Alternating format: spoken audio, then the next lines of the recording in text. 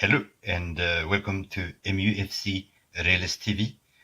I'm a member of this channel, but you should subscribe or in this show, we're gonna look a cow in the ass. Let's go. Has the Premier League ever been more challenging? Right, wel. Ik ben welkom. Dit is mijn home and I want to achieve success. Okay? Good evening, people, and we are definitely going to look a cow in the ass because we had a lot of controversies. It's never easy to be a Manchester United fan today, especially on this Monday when the news is breaking out regarding the breakup, the bust-up between Ten Hag and Sancho, and even Roy Keane got headbutted by a crazy Arsenal fan. Everything is out there in the media. Anthony dos Santos, what's going on there? The allegations. It's a lot of stuff on the back end of the loss against that VAR penalty, which was absolutely judged by the toenail or the pubic hair or whatever, or I don't know what how you call it in a way. But if you look at the VAR, I mean the lines, the draw, you clearly see that Martinelli. No, it wasn't Martinelli. I think it was Gabriel that sort of played him on side. But no. We have to apply the Manchester United tax. We have to talk about, Anthony Taylor, the referee. We got to talk about a lot of things. We got to stay united at the end of the day. We got to weather out this storm, people. We are brothers and sisters in arms. And this is so important that we stay together. Sacking a manager or calling the manager's head is not what we are about. We tried this recipe so many times. We tried to cook that soup, but we never got that flavor, right? This is the moment where we should stay together, mentally focused, and just move on. But how do we move on? Through forums like this, through debates, negotiations, facts, figures, analysis, and Stu Wally, and Jarvis Cocker, and Stu Wally, and Jarvis Cocker, and Stu Wally, and Did I hang up there? Good evening, gents. I think I had a brain fart. And Stu Wally and Jarvis Cocker. You did. Cuckoo, how are you doing? So good to be back. Are you good to be back? How are you feeling? I'm feeling great. It's good to be back. I'm a little my throat is a little bit sore after the weekend, but not too bad. Was it after you shout after that 2-1 goal by Garnacho? I was shouting, and that screwed up my throat. Oh. Talk about anti-climax. Yeah, and then you were shouting the second time because you realized that they ruled it out. Mm-hmm. I wonder how many people are buying new TVs this morning, gents. I don't know. You're always coming so bright and colorful. Last time you had a pink shirt, now you have a yellow, and I don't know. You always surprise us, Stewie. What's in Stewie's wardrobe today? I wanted to show that. Do you know something? Look, and I genuinely mean this, guys. What I'm about to say is really from the heart. I'm really very fortunate to have met some great people through forums like yours, through forums like other ones that I'm, Jarvis knows I'm a part of, same as you, Mick. And the guys in the VAR room, they actually really listen and give us love. And I think we all need that. And we've all had a bad weekend. It's been a real tough time to be a Manchester United fan. And to be honest, it's just nice to be able to look into the eyes of people that share your pain, but also share your happiness and feel the same for the club. And so I was really looking forward to seeing you guys tonight and just chatting. That's what I was looking forward to. Yeah, honestly, and same for the VAR room. It's really important. I think that we all come together. I think Mick, you were right when we said we must be united, and I think we must be united. 100%. We have Nigel Flynn in the house. I can see you guys. We have NG as well. Keong. Hi, greetings from Singapore, my friend. There's a long way out, and I love Singapore. You know what? It's my favorite part in the world.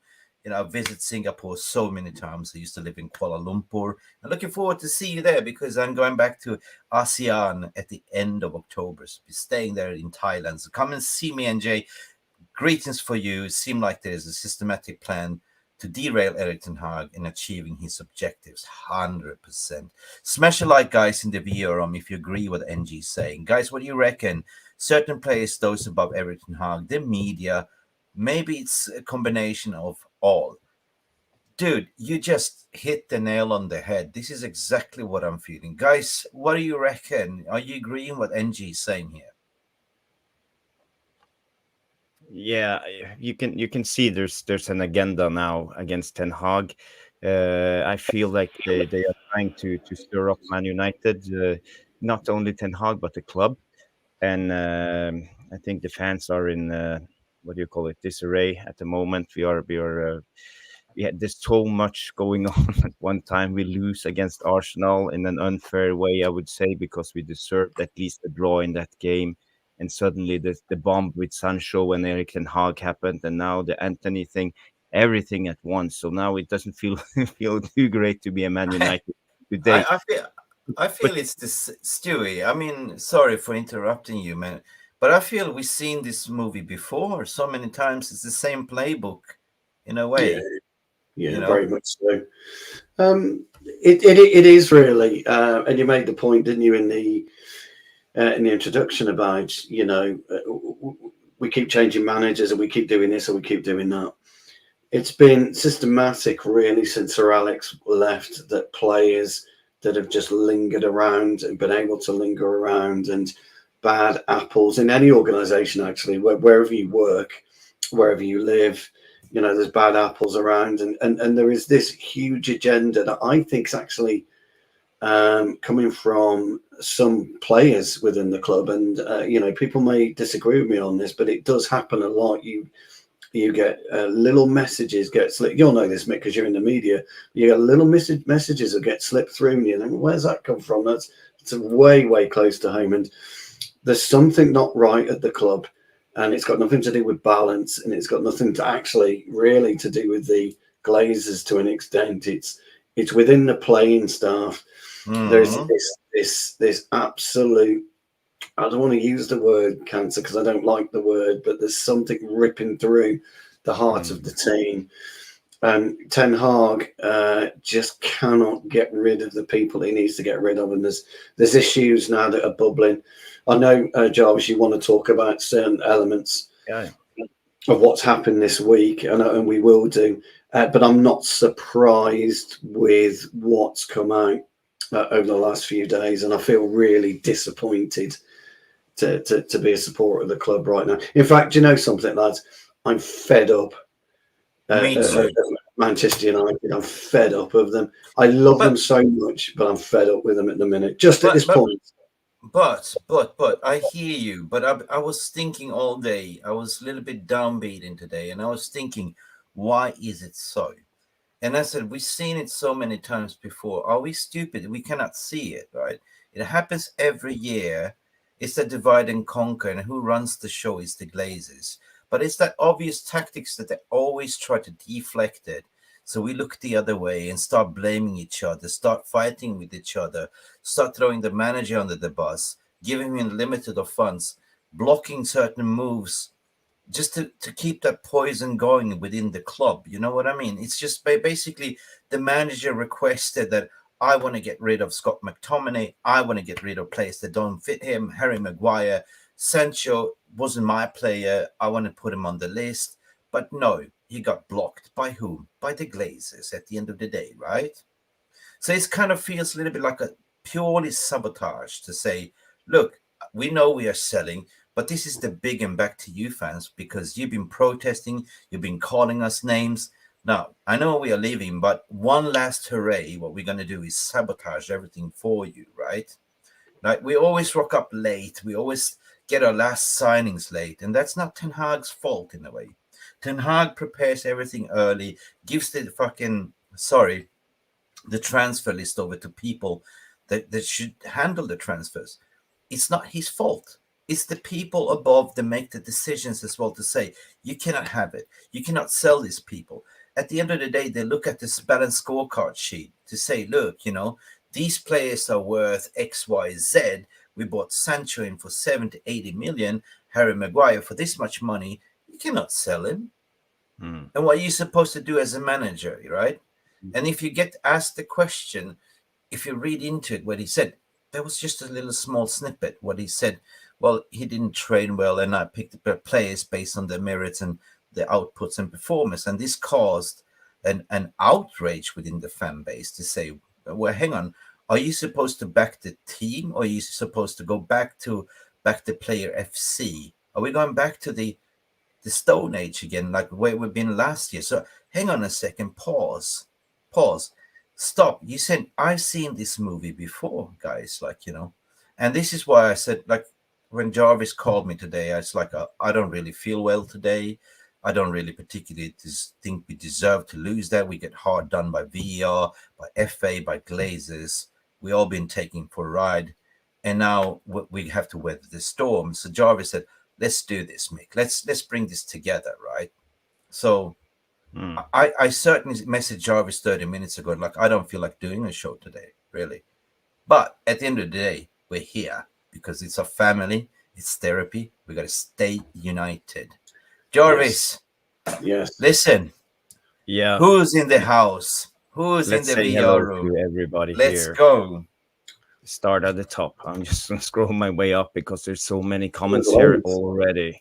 Let's see. We have we can start with Neil Driscoll. Evening, Neil, and we have okay. Let's see. Simon Heron, I see as well.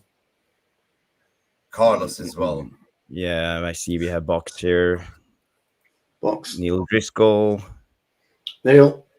Foot slots. He says Garnacho was offside. Okay, maybe we will talk about that later. But that's a controversial state, especially at this channel. Carlos saying also, I see Carlos saying bullshit's coming out from the UK press now. The Glazers are staying in 2025. No, they cannot stay. That's full of nonsense. So, guys, basically, what I'm trying to say here, just brace yourself, because now we're not going to play football for 2 weeks. Now, nothing's going to be. There's going to be empty stores, nothing to fill the paper press. Big up Footy Live, big up, how you doing, mate? So they're going to start creating a lot of spinster stories. Like, you're going to see the takeover. They're going to amplify the Sancho story. They're going to cling on to that Anthony situation as well. It's going to, just brace yourself, right? Big up.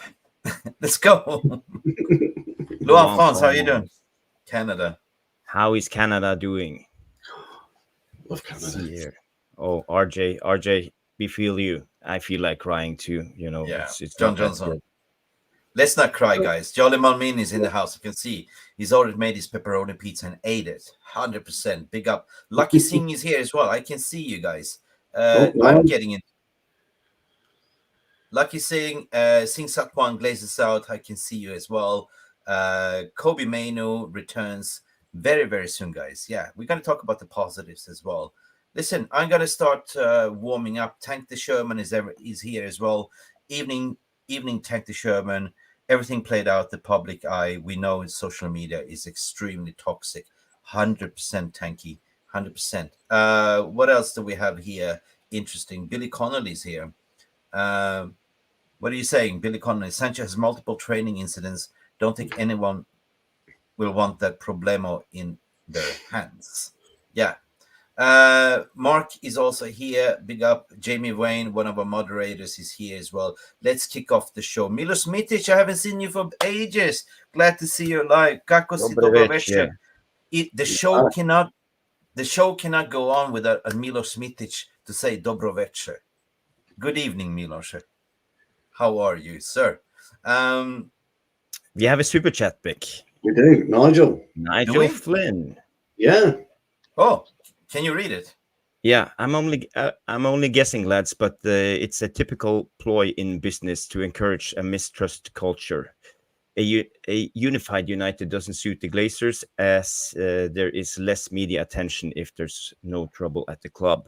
Yes, that's a good point. Very good point. Very good point, brother.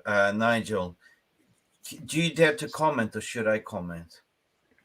I just quickly reply to Nigel. Nigel's absolutely 100% correct. Doesn't suit the narrative right now to have a united Manchester United for the Glazers. What astonishes me more than anything about a group of businessmen that put very, very little money down and are likely to walk away with 5 billion clear in their pocket is a smoother run Manchester United over this period of time would have made it worth probably 10 billion quid now. So, Nigel, that's a very, very short snippet from me, but you're 100% right, mate. 100% right. Jarvis, what do you reckon? What are you saying? Yeah, I think there is in America in media, it's all publicity is good publicity, even bad publicity. So I think they have like that mindset, and there's always some scandals when it comes to United. So yeah, I think he has a very good point there, Nigel Flynn. You may actually mention something that's kind of, worth talking about, because it's just speculation from my side. But I've been looking at the Glazer model of zero communication, silence, right? And the thing is, they always leave us guessing, and they leave us arguing with themselves, and they're basically thinking this is working, keep spinning, keep creating more chaos. At the end of the day, it's just creating chaos. It's called the riot book in a way. So that might be a business strategy. Like, we keep silence, we don't say anything, we feed you a little bit here and there, we give you a little bit transfer here and there, but we take a lot, right? At the end of the day, if you guys are divided and argue against each other, the media is having a frenzy, we are actually profiting at the end of the day. So I really love this comment from Nigel at the end of the day, because it kind of wakes up our thought process a little bit, because we are so blinded by seeing, like, we only focus on this this right in front of us right now. We're not getting the players that we want. We're not seeing this, but we keep forgetting other things that's going around the club, right? But everything points back to the Glazers. I know it's not an excuse. That's why I was saying sacking the manager is not the answer. We've seen this before, yeah, because they always set up this. They always will throw the manager under the bus to save themselves, and that's why I'm saying this time around we have to say stop, no more, right? Yeah. So just a reminder. Big up, Nigel. Thank you, sir, so much for your donation as well. Yeah, it is a soap opera, what JB Wayne is saying. They're creating absolutely a soap opera. And Sancho's statement, in a way, I don't know, was it he that wrote it? Because he only came out 40 minutes. It was so quick, he didn't even think. And it was not really, it was looking like it's a Word document, cut and paste kind of thing, right? So it looked a little bit weird. Me and Phil discussed it this morning. There was two parts of it. One, to say that don't believe the lies what the media is saying, and number two, I'm a professional and I always back myself. I always train well. So I didn't read much into it. Listen, Scotty at the wheel is here as well. I can see you guys. What else do we have here? I want to shout out, there's so many of you here, actually. Ramo is in the house. Footy Life saying, what are you saying, Footy Life? The Glazer family 3 months ago felt that the new TV rights deals coming to the Premier League, but also UEFA and FIFA's compilations being revamped means more capital will come from the future generation. 100% in a way, but we are such a stint at the moment. Everyone knows we don't have money to operate. The Ten Hag was given a bad hand to say it was true at the end of the day that we only was given 120, 150 max bankrolling from Bank of America to complete the business that we had to do, and the rest we have to do, sell players. We sold about 23 people out, 4 on loan and 7 ins, and when was the last time you saw 23 people being sold out, right? And by the way, to make way for Darren Fletcher's twins to come into the club as well. Yeah. So I'm just saying that, at the end of the day, like, you can point at the manager as much as you want, but in his business, he's just like, I want this player side, I want this player in, and it's your job to deliver, right? At the end of the day, is he at fault? And then when he lines up, there's certain players that he doesn't trust to play his system because they're not listening to his rules and principles, right? Why would you play players that are not sort of listening to you? They're taking the piss out of you, right? We're going to talk about Sancho as well later on as well, but we have certain theories, like, Henderson was one of them as well. Like, he was a, toxic person. And at the end of the day, if I am the manager, if I have toxic staff, they're not part of the culture, they not want to go forward, of course I want to replace them, because the worst thing I want to have is people are disrupting my plan. People are going to backstabbing, people are going to sabotage me. And wouldn't you like to get rid of that as well? And at the end of the day, if you've been blocked, what are you supposed to do? Yeah. I see we have Angie in the house. Yeah, Angie as well. Big evening, big evening. So what do we have in house for us? Blue Moon is also here, one of our city, 18 years of pulling your strings. Yeah, 100% Blue Moon. Big up for coming back. Rush Mano is also here saying, by second hand, Eric Ten Hag gives the Glazers another 3 years. Mate, you hit the nail on the head there as well. 100%, 100%. All right, shall we just kick off the show, Jarvis? Yeah, we can just kick off the show. I see here Roshmano says it's bad for your mental health. This owners don't give a toss and never have. So yeah, and I saw Nuruddin mention that on the United Real Therapy. He talked about like our relationship with Man United at the moment, because we love the club so much. It's almost like a abusive relationship. It's hard to support Man United at the moment. But I think also it's time to stand up and fight back, and because it's our club, not their club. So we have to show them what United is about, and stop this abusive relationship. I think it's time. Yeah, we have to get rid of the G's, 100%. But Jeff Buzz, who cares? That's the point of today's show, right?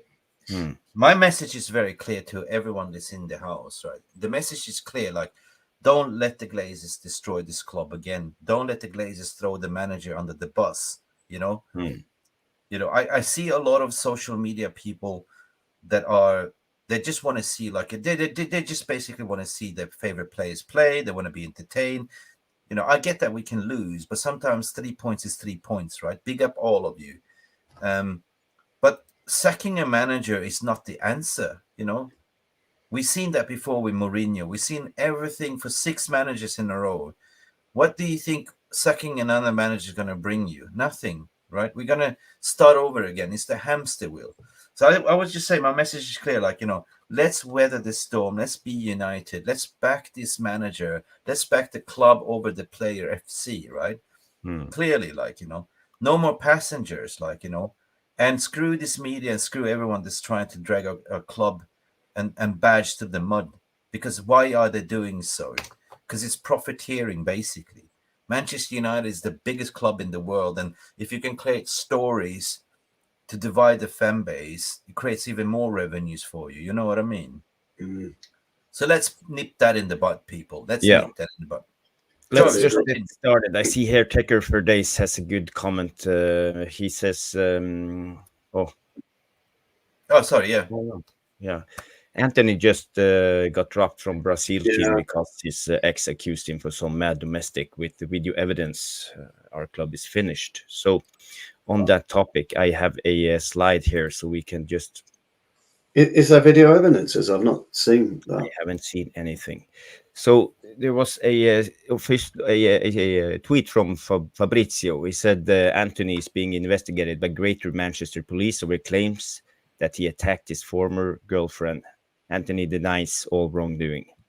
So this is alleged accusations. So yeah, I read that as well, and he said that she's been changing the story over and over again, and so he's basically claiming he's innocent, and he's willing to cooperate with the Brazilian police authorities with everything to claim he's innocent. I read this, right?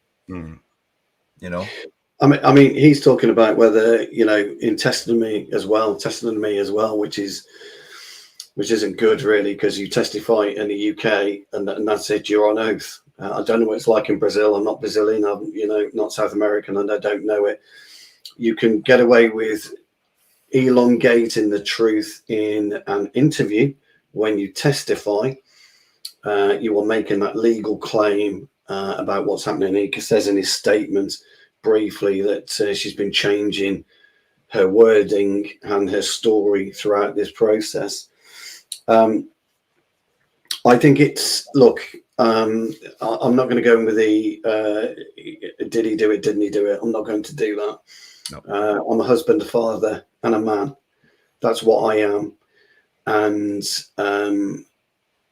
it just isn't the done thing. I just want to say that from me. I hold my opinion and my opinion only. I don't speak for Mick, Jarvis, or anyone else. I speak for me. And I look at my wife and my daughters every day. I hug them every day because I love them. And you just do everything you can to protect them. Now, what worries me more than anything is that this is nothing new. I'm not talking about football. I'm talking about in general life. This is nothing new. You know, women have been subjected, and men. Let's be very clear about this. People have been subjected to domestic violence, women and men, and you can't accept it in any shape or form against anybody. I always think, and I say this to my kids all the time, the most heartbreaking thing in the world is watching your child cry. For whatever reason, it's absolutely heartbreaking, and your wife and things like that. It really warms me and wells me up. So I will go on the fence on this. I apologise, but it's just for me. I will go on the fence on this. I cannot sway either way. I think it's very difficult as supporters of the football club. We've just seen too much of this just recently, haven't we? With our number 11, Mendy, the kid from Everton, the Scandinavian lad from Everton. There's been loads of them, hasn't there? Throughout the years, and it hurts me so bad that we're here again talking about it. There is innocence until proven guilty. I'm a huge believer in that, I have to say, but I can't and don't want to get off this fence. I apologize for being on this fence, but for me it's the right thing to do. I would say the most sensible thing to do is just to wait and see how this pans out. Don't throw the first stone until you know the facts and evidence right now. That's what I'm saying. I totally understand. I'm against all the violence and nobody should be abused and all that stuff. You know what I mean? But I'm all about the facts and justice at the end of the day. Similar with the Greenwood situation as well. I said, I will voice my opinion once, we know the facts and allegations is true. But what we're living in society is, again, it's just about a small allegation or disinformation, or what we saw the Amber Heard story with Johnny Depp that went in the public and she was doing the same thing, accusing him, and he was innocent and he was claiming he's innocent. And I don't know anything. And I see this statement again coming out from Anthony himself being making his big move to Manchester United and, becoming a big star, going for big money move. And, and this comes out again, I don't know anything at the moment. So I just see this is down to investigation, to further notice. Has it been blown out of proportion? I don't know. I haven't seen anything and what the Brazilian police is saying, But one thing that I do know, on the other hand, I was married to a Colombian girl and I've been dating a lot of Brazilian girls. And I do know they are nuts, to be honest, in a way. On a positive note, yeah. My ex. A nice spin on it.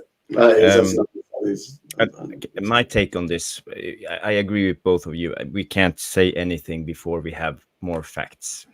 And even then, if we have the facts and we have a verdict, we probably can't say anything then, because it's hard to prove stuff like this, and there will always be some shadow of a doubt. But what I'm most interested in at the moment is, how will the club react? That's an interesting question. It is an interesting question. And again, I agree with both of you. I think Mick's take on it is fine. Same with you, Jarvis. Mine's just my take. I think the club have got a problem, and I think they'll be trying to work out now, what do they do? Do they use the international break to hope it dies down? I'm asking the question now. Do they act quickly? changing your story holds zero credibility, I'm afraid. He's right. Yeah, I mean, this is the first instance when I read, yes, in a way. And this is so dangerous again, because coming back from the Greenwood situation, that's what I'm saying. Well, and basically seeing the case reference with Amber Heard and all that stuff. I'm not defending anything, but I know that there's certain people that might go a little bit after because you made it big and blah, blah, blah, and gonna destroy your career. There's a lot of things that can play in hand. And on the other hand, we have this sensitive whole situation when we're talking about domestic violence, domestic abuse, which is zero tolerance. It is a little bit of a fine balance at the end of the day. So big up for everyone that wants to talk about it, but you know, I don't know. Yeah, but I'm just interested in how are the club going to solve this, because they are in a squeeze at the moment because of the Greenwood case. I think they've got to They have suspend set him. the precedence. The I think precedence they've got to is suspend him. if the players is accused, you're out They've got until to you have a suspend him. verdict. That's the They've got to precedence. suspend him. Yeah, they've got to suspend him. I think, and that's only based purely on. You think so? They're going to suspend him? I think they should. Again, this has got nothing to do with whether I believe he's guilty or not. It's got nothing to do with that. I believe the club has a moral obligation to suspend him. If has he been suspended by Brazil? Is that a factual statement? I'm just asking the VAR room. I've not seen or heard that tonight. But I think I know he's an asset the same as Greenwood. Their value is very, very similar, isn't it? Greenwood probably would have been valued higher prior to all of this.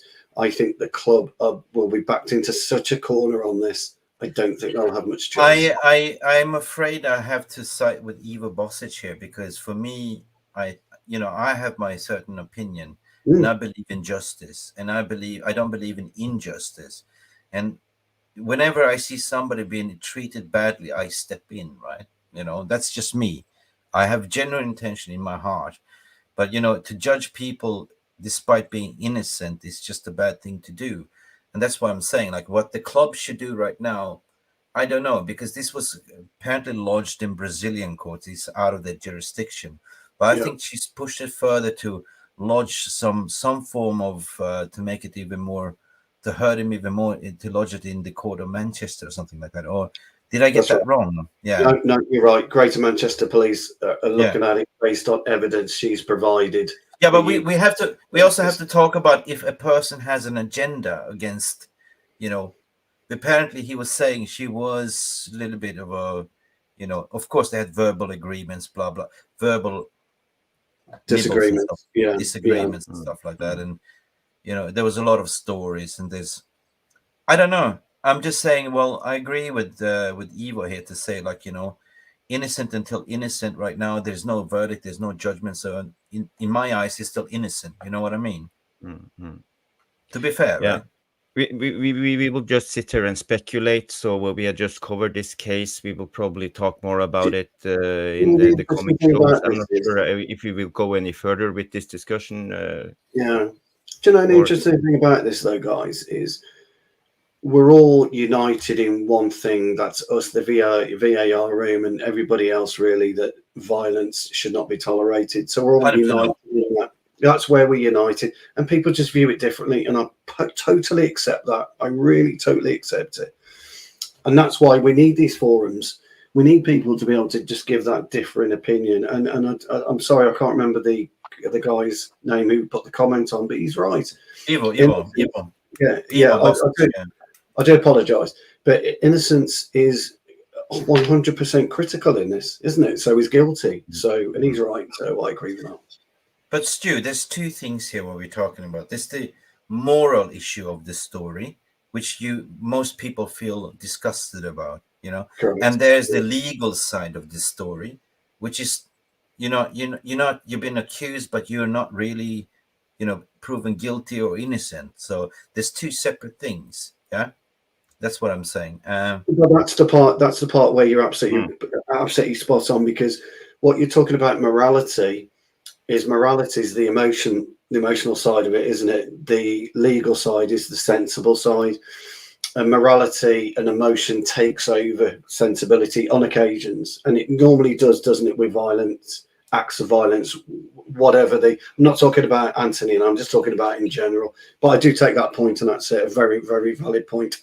Very valid point. It's the first time I've heard somebody talk about that, actually, to be fair. No, but morality is feelings. It's your general personal perception, right? You know, what you're feeling is your moral, it's your values. You're against it. And if you hear something, once it sets in, that person will always be guilty in your eyes, in the eyes of the beholder, you know, no matter what, because you have such a strong moral values.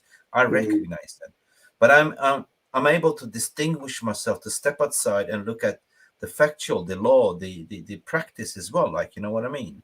No, it's just the right thing to do. It's the right thing to do. Logical thinking, because, you know, who are we to cast the first stone to judge people? Like, you know, if we don't know everything, it's so easy today to get behind a keyboard in social media and have an opinion and stuff like that. And everything gets amplified at the end of the day. That's why I'm a Libra. Like, you know, I'm a Libra. I'm an Aquarian. I'm an Aquarian. so we're a little bit. Anyway, big up. I just want to say I verified on Twitter. I found a tweet that said that he was. If you can go back to the tweet, I can read it here. Laurie Whitwell. No, you are pushing the buttons. Now it's my turn. The Brazilian Football Federation has told Anthony he will no longer be a part of the Brazilian squad for the upcoming South American qualifiers. So basically, he's out. Does that put pressure on the club then, lads? Or yeah, 100%. I think it does. They are probably doing the sensible thing without even having just take him off the fire line until they have the proper evidence, you know, and have more clarity. So they're doing the right thing, I would say so. Yeah. Yeah. It's good. But the question is though, this is down in Brazil. Like, this is where the main case is, right? The question is, will Manchester United act because it's not in their jurisdiction? Will they also do the same thing, or would they just say, let's see what happens in Brazil? That's the point. It's a $64 million question. I think with his statement, and yes, I totally agree, Barman. If I pronounced your name correctly, if I haven't, I'm sorry for butchering it, but I do agree. If it has been reported to Greater Manchester Police, then it does bring it into the focus of the UK. So again, that's why I asked Jarvis what that means for Manchester United. What? Yeah, it's a fucking nightmare. Excuse me. All right. And we have several. When we think ahead, if Anthony is out, suspended for how many months or a year, and Sancho is out, so suddenly we have Pelestri on right wing when we think football in all this madness. So it's a mess. Good evening, Karen Reid. Good evening to you. How are you doing? Listen, we'd be good. I think even with the loss, if Sancho goes to Saudi Arabia, because that window is still open, Turkey is still open, you know. Yes, too. Yeah. Then we're still good because we have Ahmad still in the squad. We still have Pelestri when everyone wants to see Pelestri to give him a chance, you know. I'm not worried, but I don't see this. I don't know. We will just see. Like right now, it's a mess. It's just a mess. So good to see you, Karen, in the house as well. Ayush Jill is also here to say, I want Amrabat at number 8, Casemiro at 6, and Bruno number 10. And that's a valid point, because if you see how the way Amrabat is playing, he's more a number 6 than he's a number 8. And he was definitely free up Casemiro more, you know. I don't think Casemiro can do that number 6 role properly. Okay. Amrabat will be absolutely tremendous with Casemiro.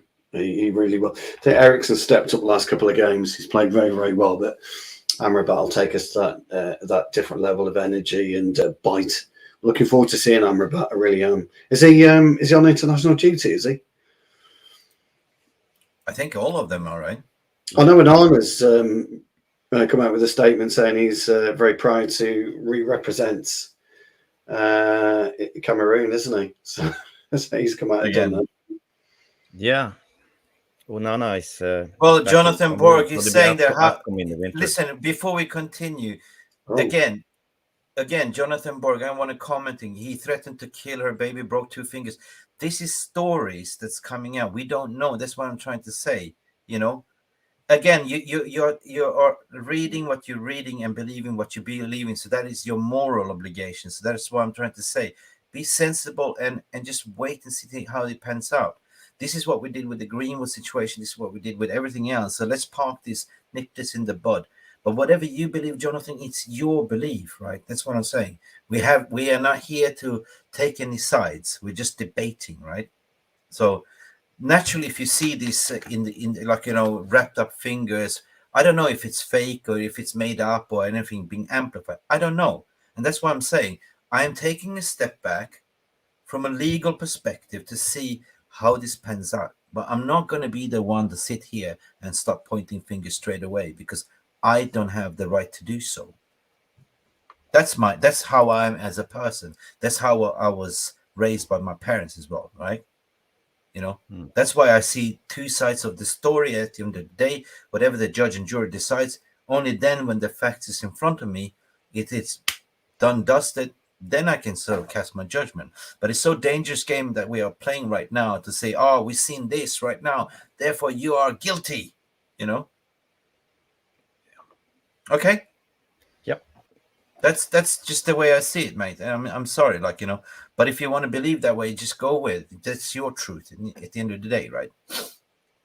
Should we let's park move on this to something. Anthony discussion? Yeah, for let's the night? move on. Let's Yeah, move on. let's I'm move gonna, on. Talk a Yeah, little let's bit of move on. football. Or first, we have just one thing.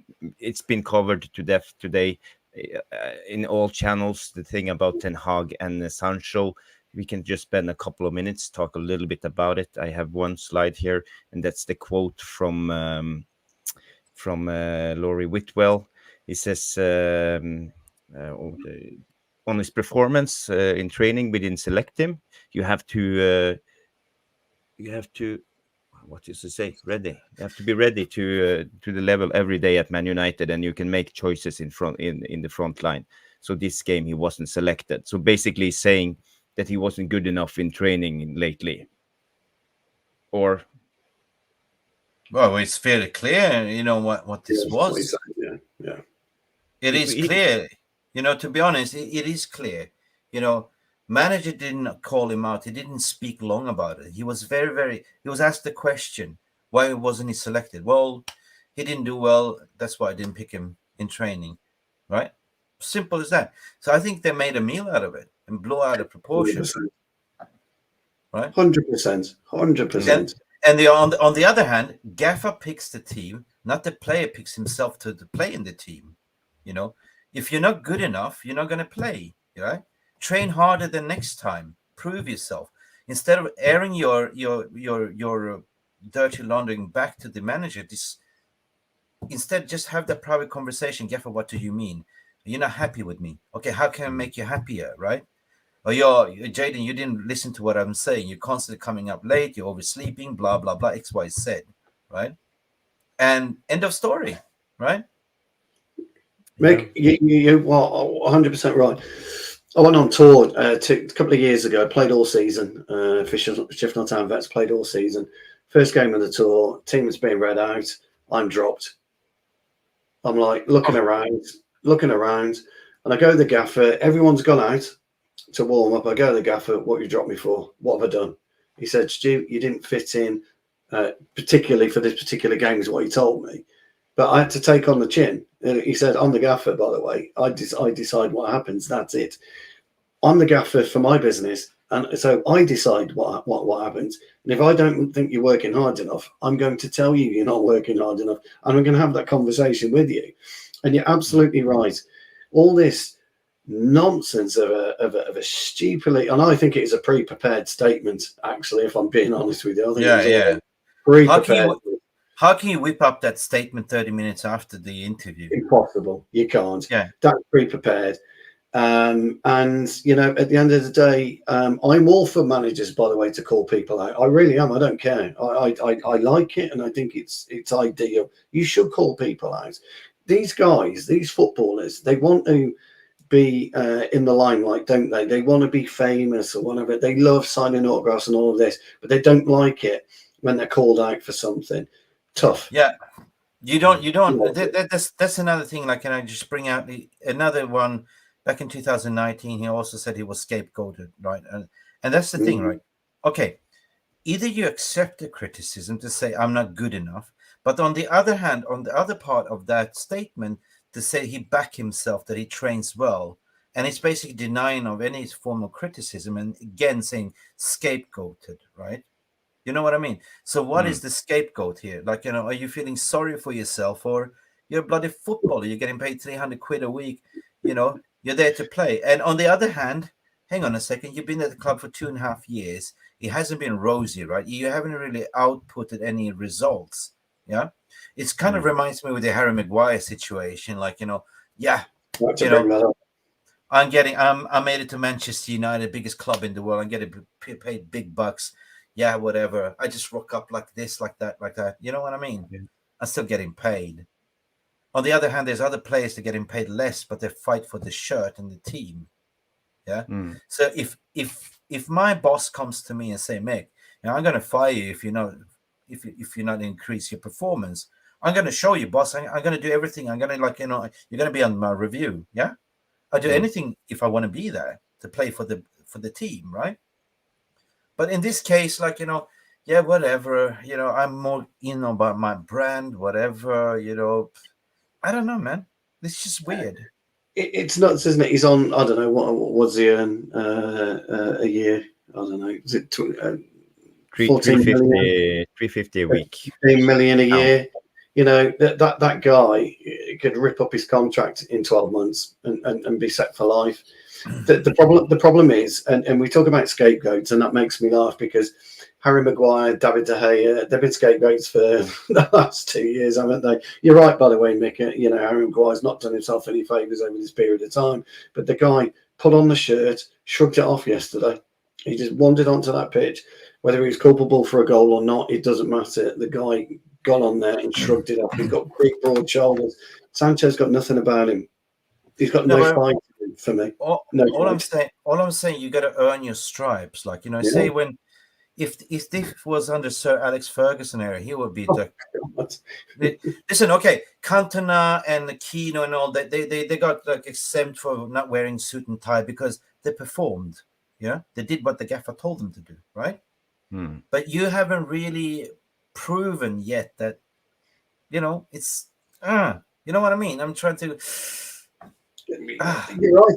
Look, 10 years ago, that wouldn't have happened anyway because Sancho wouldn't have got away with it because the dressing room dealt with it before he even got to the gaffer. The dressing room dealt with it, They're just too weak, aren't they?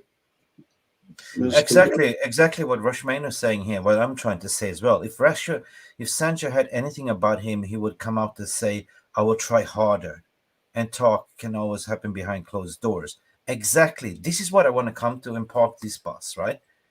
Train harder than last time. If you was not good enough, do better. Listen to what the manager have to say to you.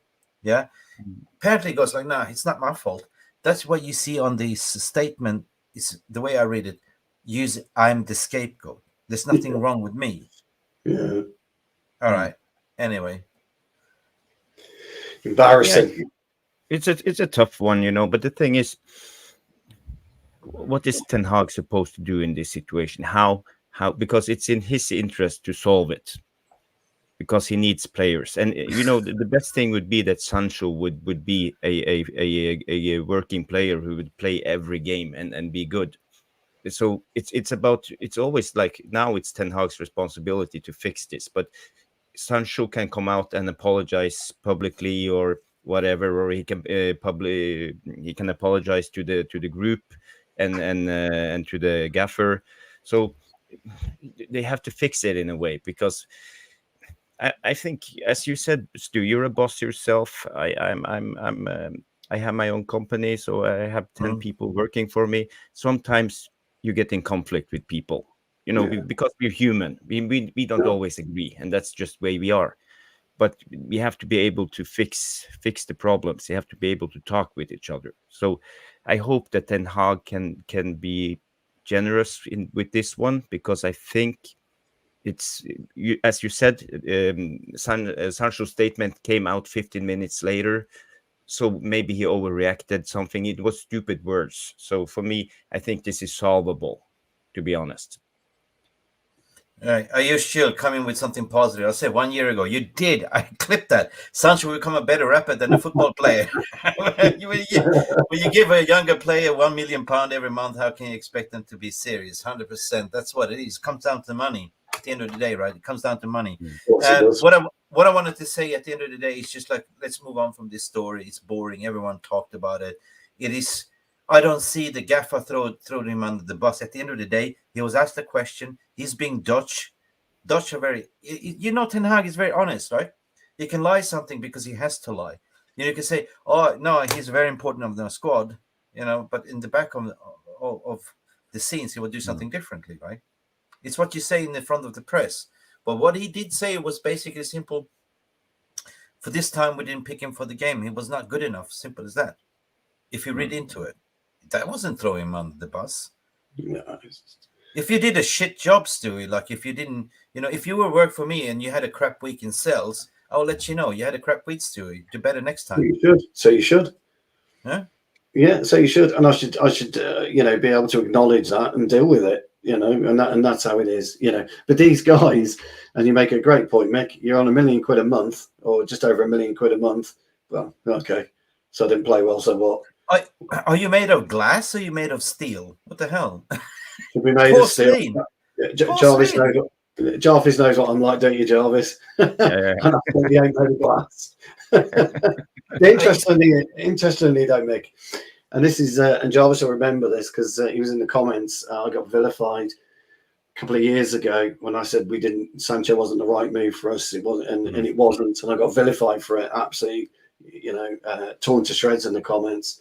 It's not a "I told you so" moment. I'm not interested in that. But irrespective of what's happened, has he delivered in the 2 and a bit years he's been here? He hasn't. So anyway, it is what it is. It is what it is. Nip it in the bud. I believe he came into Carrington today, if he dared to come in. Well, I was going to say, yeah.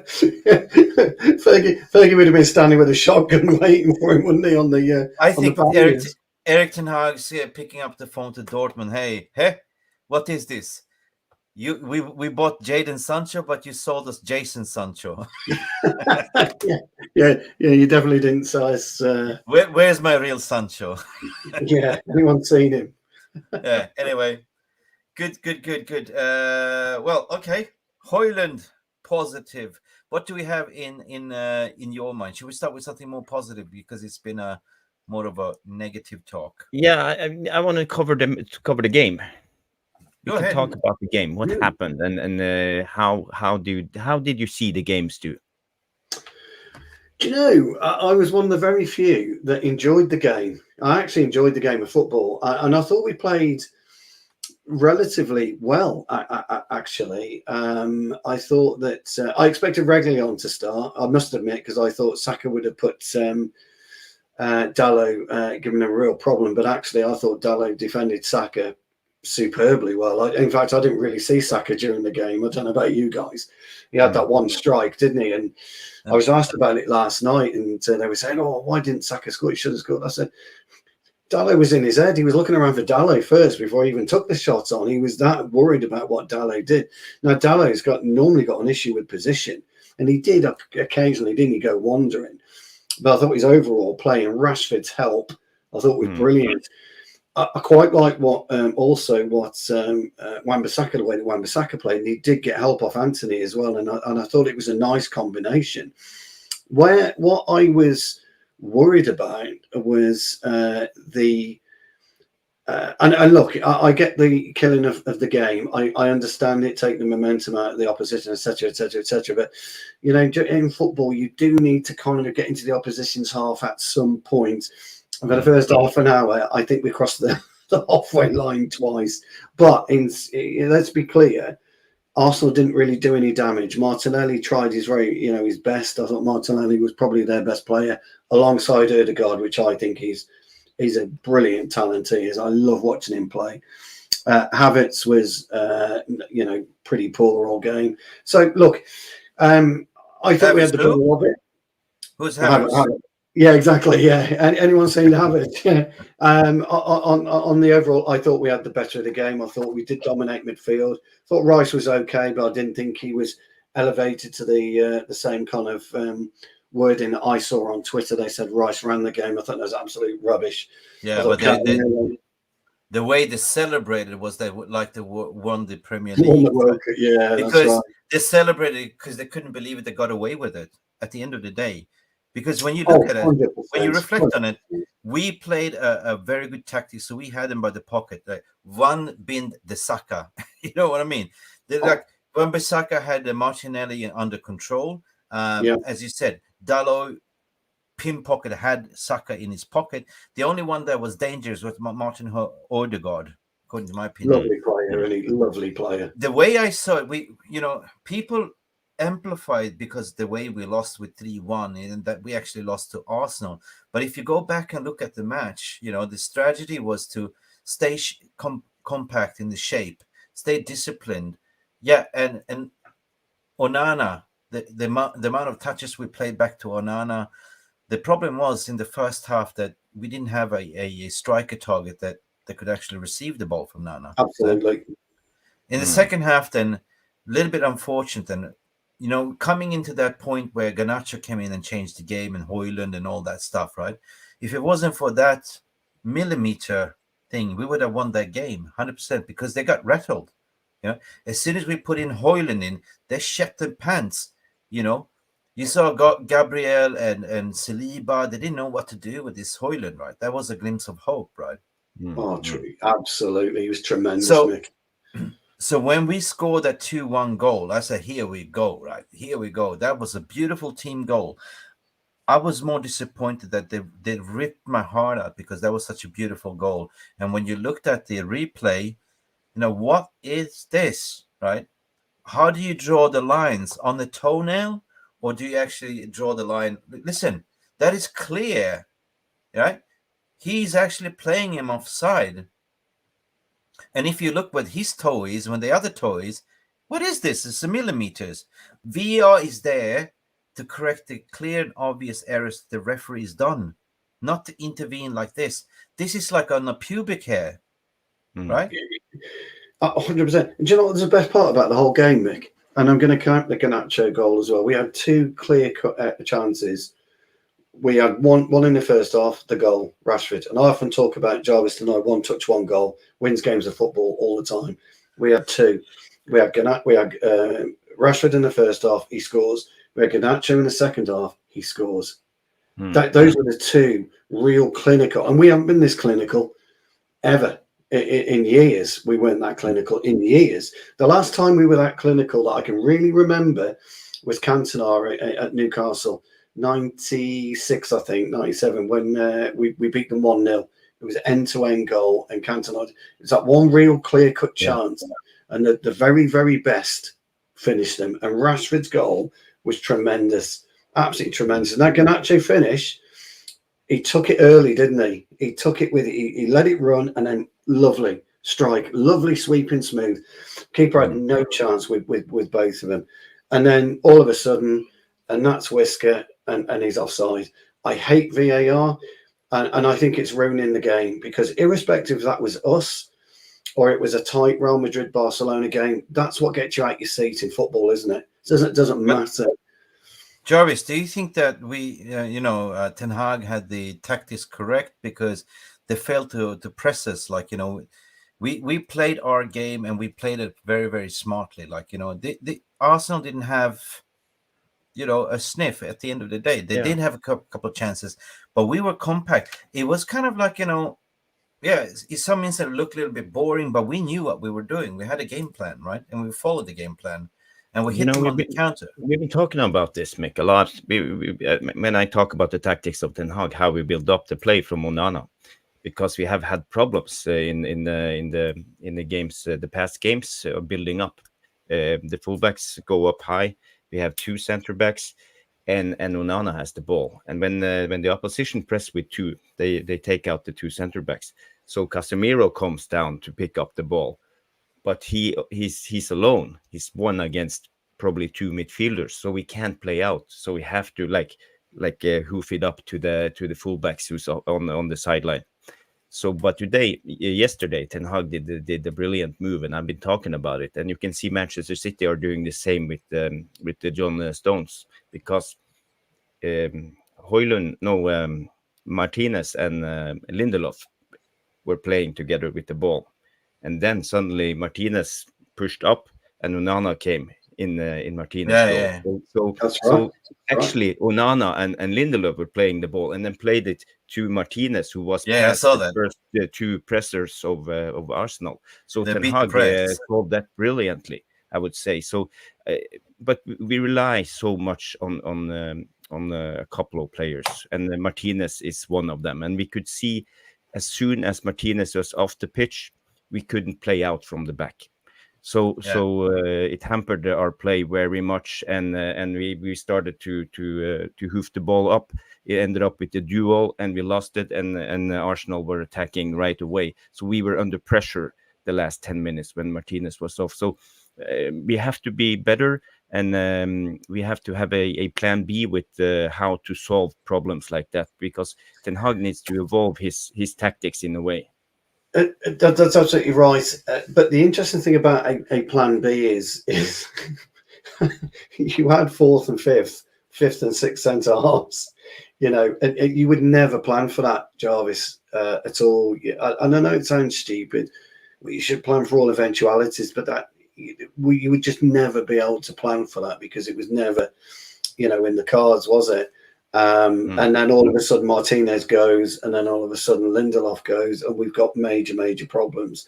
And I saw at that point in time, we were still controlling the game really well. We were playing some great stuff.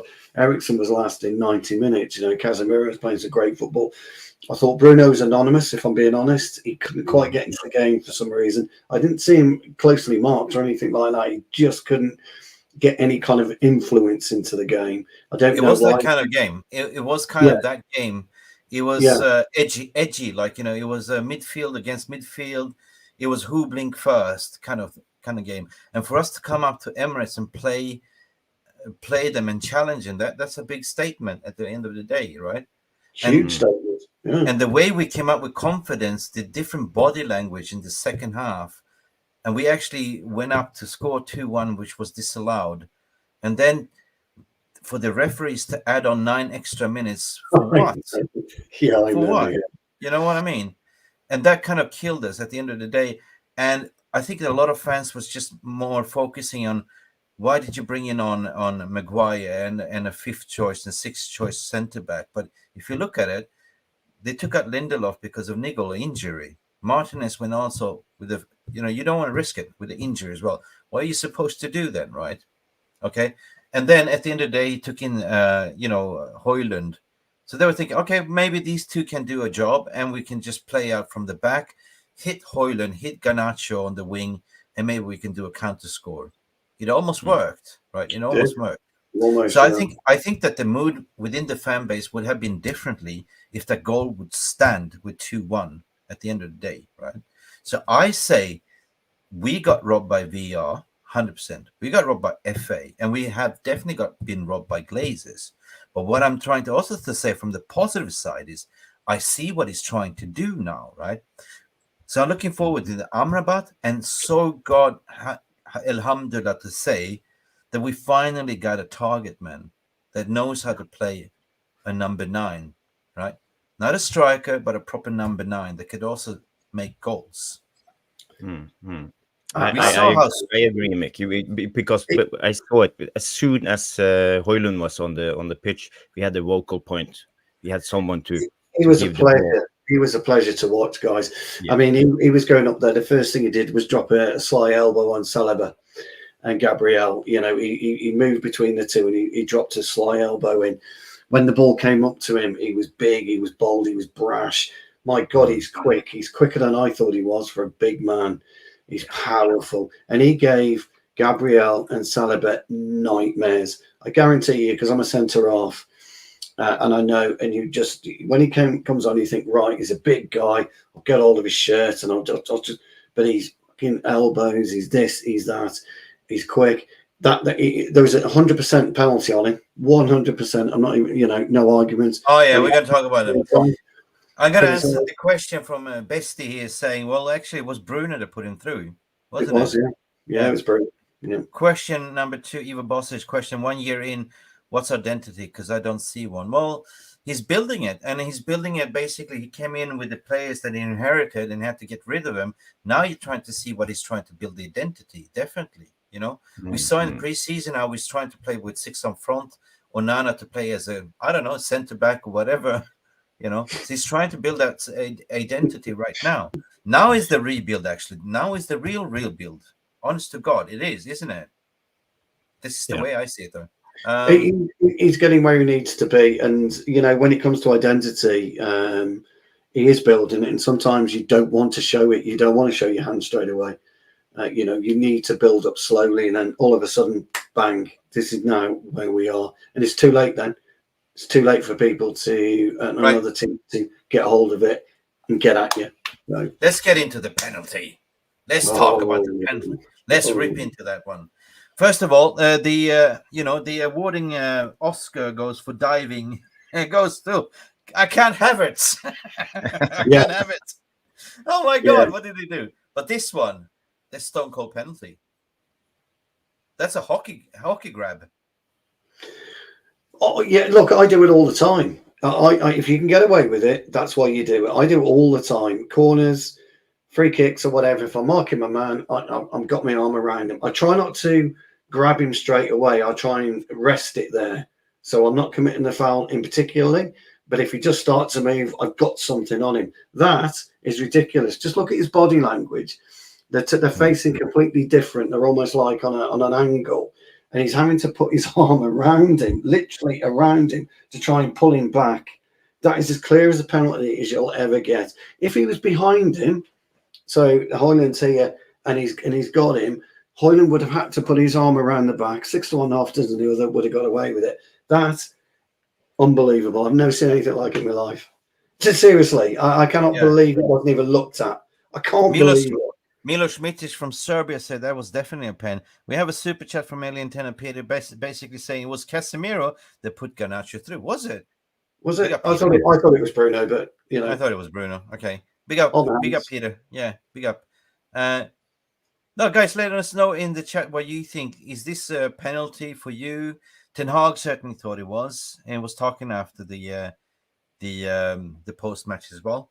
I mean, so he had Saliba and Ben White and all the defenders on toast. They were really scared, And even the pundits afterwards was talking even if the kid only made 20 minutes, they were all waxing lyricals. I've been watching the post-match reactions from SBN or ESPN and all that stuff, and it's like, wow, Yeah, but when it comes to penalties, I just have a question, because you see this all the time. Because when big strikers or strong, who likes to wrestle, they never get penalties if their center backs drag them down. No, a penalty and 3-month ban. That's right. A good striker, Troy Deeney once said, not that he's a good striker, but he once said, I know centre backs that want to fight me, and I know centre backs that don't want to fight me. It's the ones that don't want to fight me I have problems with. The ones that do, I love it. But if you go back to that picture, by the way, just look at Hoyland's right foot, right leg. It's up in the air because he's being dragged. If you're through on goal and he's not touching you, that you're planted, because he was about to ping it with his left peg, wasn't he? So that by itself, just by his left leg, his right leg, sorry, being up and elevated, it's a stone. It's just a stone wall. It's a stony. You just can't. You can't. It's Stonewall. So basically, we got shafted by poor referee, poor VAR, home ground advantage. Basically, they didn't want us to win, right? Or maybe it was a more like, we didn't give you guys penalty, right? We ruled it out for VAR, so therefore we're gonna equal the score here, right? I don't know. Yeah. I mean, see the VAR room. They say it's a stone wall. Strong boy, Denmark. He is a strong lad. Yeah. I mean, Havertz, by the way, was going down, was already falling even before Wan-Bissaka pulled his leg away, and so did Casemiro. So yeah, there you go. the 2-1 goal. I don't blame Evans for the Rice goal. He's dealing with his man. No player ran ran out to deal with the spare man Rice. Yeah, true. Yeah, but he also got pushed away, didn't he? Can I just touch on that one? The reason Yeah, sure. Evans didn't get out to Rice was because Gabriel was pulling him down. So Evans was about to go for Rice. If you can remember the position, Gabriel got hold of his hand on his shoulder and just pushed him down.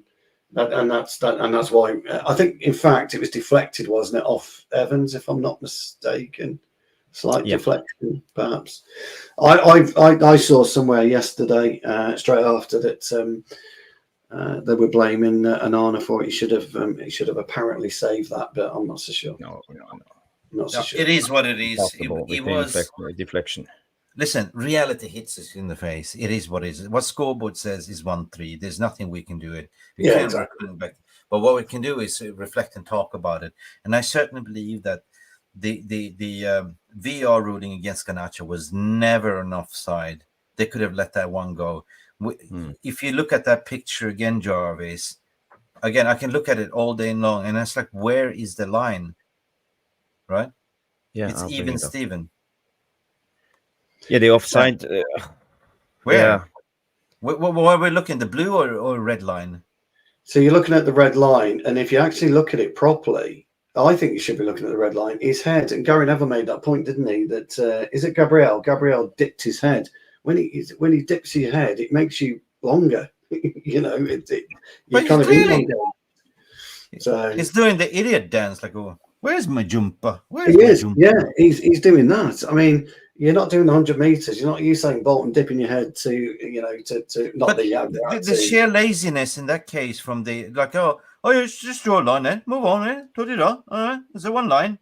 No. Like, it's completely the other thing, Mick, and this is what everybody's really forgotten about this, and this is where VIR should have picked it up. Which way is Garnacho looking? Looking I at know the it's ball. a bird picture. He's looking at the ball, isn't he? But by virtue of looking at that, he'll see by his peripheral vision he's in line. He's a smart player, Garnacho, and that's got completely missed.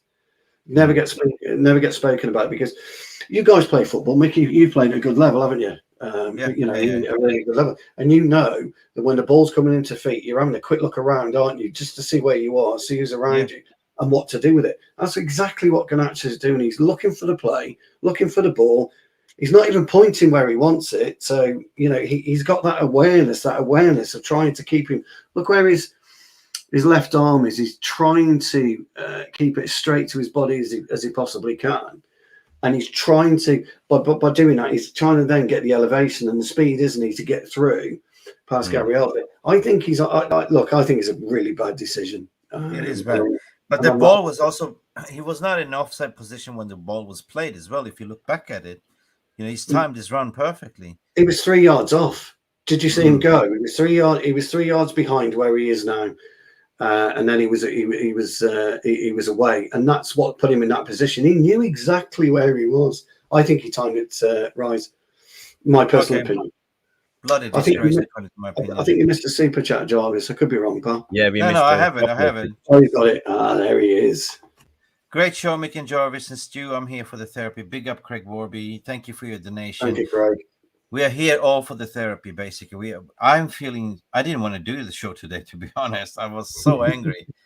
Did we miss more super chats? Yeah, Jordan? Alien Tenno has a couple of super chats. Okay, bring it up. Yeah, let's see. You have actually, you have two. Oh, VAR. No, we already read this one. The other one was this one. VR shows selective angles. Let's be real. I mean, come on. Listen, big up. Listen, you invested millions in this technology. You have 5 VR cameras per side, including Eagle Eye. And you can't get this right. Either you're biased or you have an agenda. This just doesn't add up. You know, we had so many discussions last season to improve this, but it's got worse, right? Even where it's got worse that you can't even talk to the referees anymore. Yeah, they will give you a yellow card for what they believe like slowing down the play, etc. You know what I mean? And how did they find the extra 9 minutes? Is basically to add on the Selim value for the viewers of Premier League. How did you calculate that extra 9 minutes? I want to know. I want an explanation. We didn't have that lengthy injuries or lengthy. It's in some other games you get 3-4 minutes. No, you happen to be Manchester United, Arsenal, blockbuster. Let's add on 9-10 minutes. But I have a transition when we talk about this offside thing. We had the goal disallowed. Everybody felt euphoric at the moment we scored and thought we won the game. That was the final goal. But what happened to our players? Because I think we struggle in our team with handling the emotions of the game. I've been reading up a little bit today about mentality and football, because I feel that our players and our team struggles with the emotions of the game. Because when you play, it's high intensity games. There's a lot of emotions. You have like a goal disallowed and you loses it. When you score, you have like 2 minutes to recover, and Arsenal scores right away. So it happens again and again, and it's a marginal game. So if you drop 5 to 10%, you're done. So I can't understand why, because this has happened a lot of times. It happened against it happens against Manchester City when we lost 6-3. It happens against Liverpool. We lost 7-0. When big things happens, the emotion sets in. We drop our performance. So I can't quite understand why we can't work on that, because I see for example, we have our captain Bruno Fernandes. He's very emotional. He's up and down. Sometimes he's petulant. He talks with the referee all the time. He waving his hands. It's not good for the mentality of the team. So I've been thinking we should work as a club to improve the mentality of the players, to be more resilient, to go through episodes like this, to manage the emotions. So what's your thoughts about that? I definitely think so, but as I said this morning, it's like you're the most vulnerable after scoring a goal, right? Because then your concentration drops, and this is exactly what happened. Like, we scored a goal, we were euphoric, emotions was up. Yes, we got it in your back of your mind. So you dropped everything, and 30 seconds later they scored back. Everyone that played the game knows that you're the most vulnerable when you just scored a goal, right? Because your concentration level drops. You're still in that euphoria kind of thing, right? Endorphins are high, the adrenaline is there, like, you know what I'm talking about. But you learn that from school, like, from playing from a kid to now. That will never go away. It's still the same, right? It's human emotions. Yeah, you've got to be. Look, I can only talk about it from mine and how I play the game. I try and not get involved emotionally in the game, and it's really difficult. What Mick said is absolutely right. When you score a goal, the euphoria goes into it. I try not to get involved too much in the huddle after a goal. I try and keep myself to myself and try and stay as focused as I possibly can. One of the things I talk to the lads about when I coach is about that, is that don't get overly involved and invested in what's happening in and around you. Concentrate on your own game, because if you don't concentrate on your own game, that's when you start to lose it. And you make a really good point, actually, Jarvis. We don't have the ability to do that. Now, I don't know whether we've got a sports psychologist. We must have, at Carrington. But these players, by the way, they've been playing the game long enough. They should be able to, be emotionally invested in themselves only, not what's going on around them. So, the penalty with Rasmus Højlund, you've got to just, whatever. When you're playing the game, whatever, and just get on with it. Because if you start, having a pop at the referee, giving the lino some stick, your focus has gone from what you should be doing. And what you should be doing is making sure you win that next challenge. Listen, So I get what Mick's saying. Yeah, no, I want to say what Eva Boss is here because he sort of provoked my mind a bit. It's a 9-minute edit for extra TV drama, but at the end of the day, you got to look at what is Premier League. It's a production. At the end of the day, they own it, and who is producing the show, and of course, what sells more. Like, so, don't you think that certain things can be staged to add on more extra? To say to the producer, to speak to the VR room. No, keep the drama going. It happens, right? Am I just because I look at how you produce certain shows, right?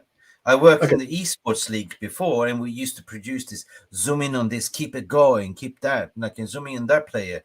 You know, when it was Counter-Strike, Dota 2, whatever. You know what I mean?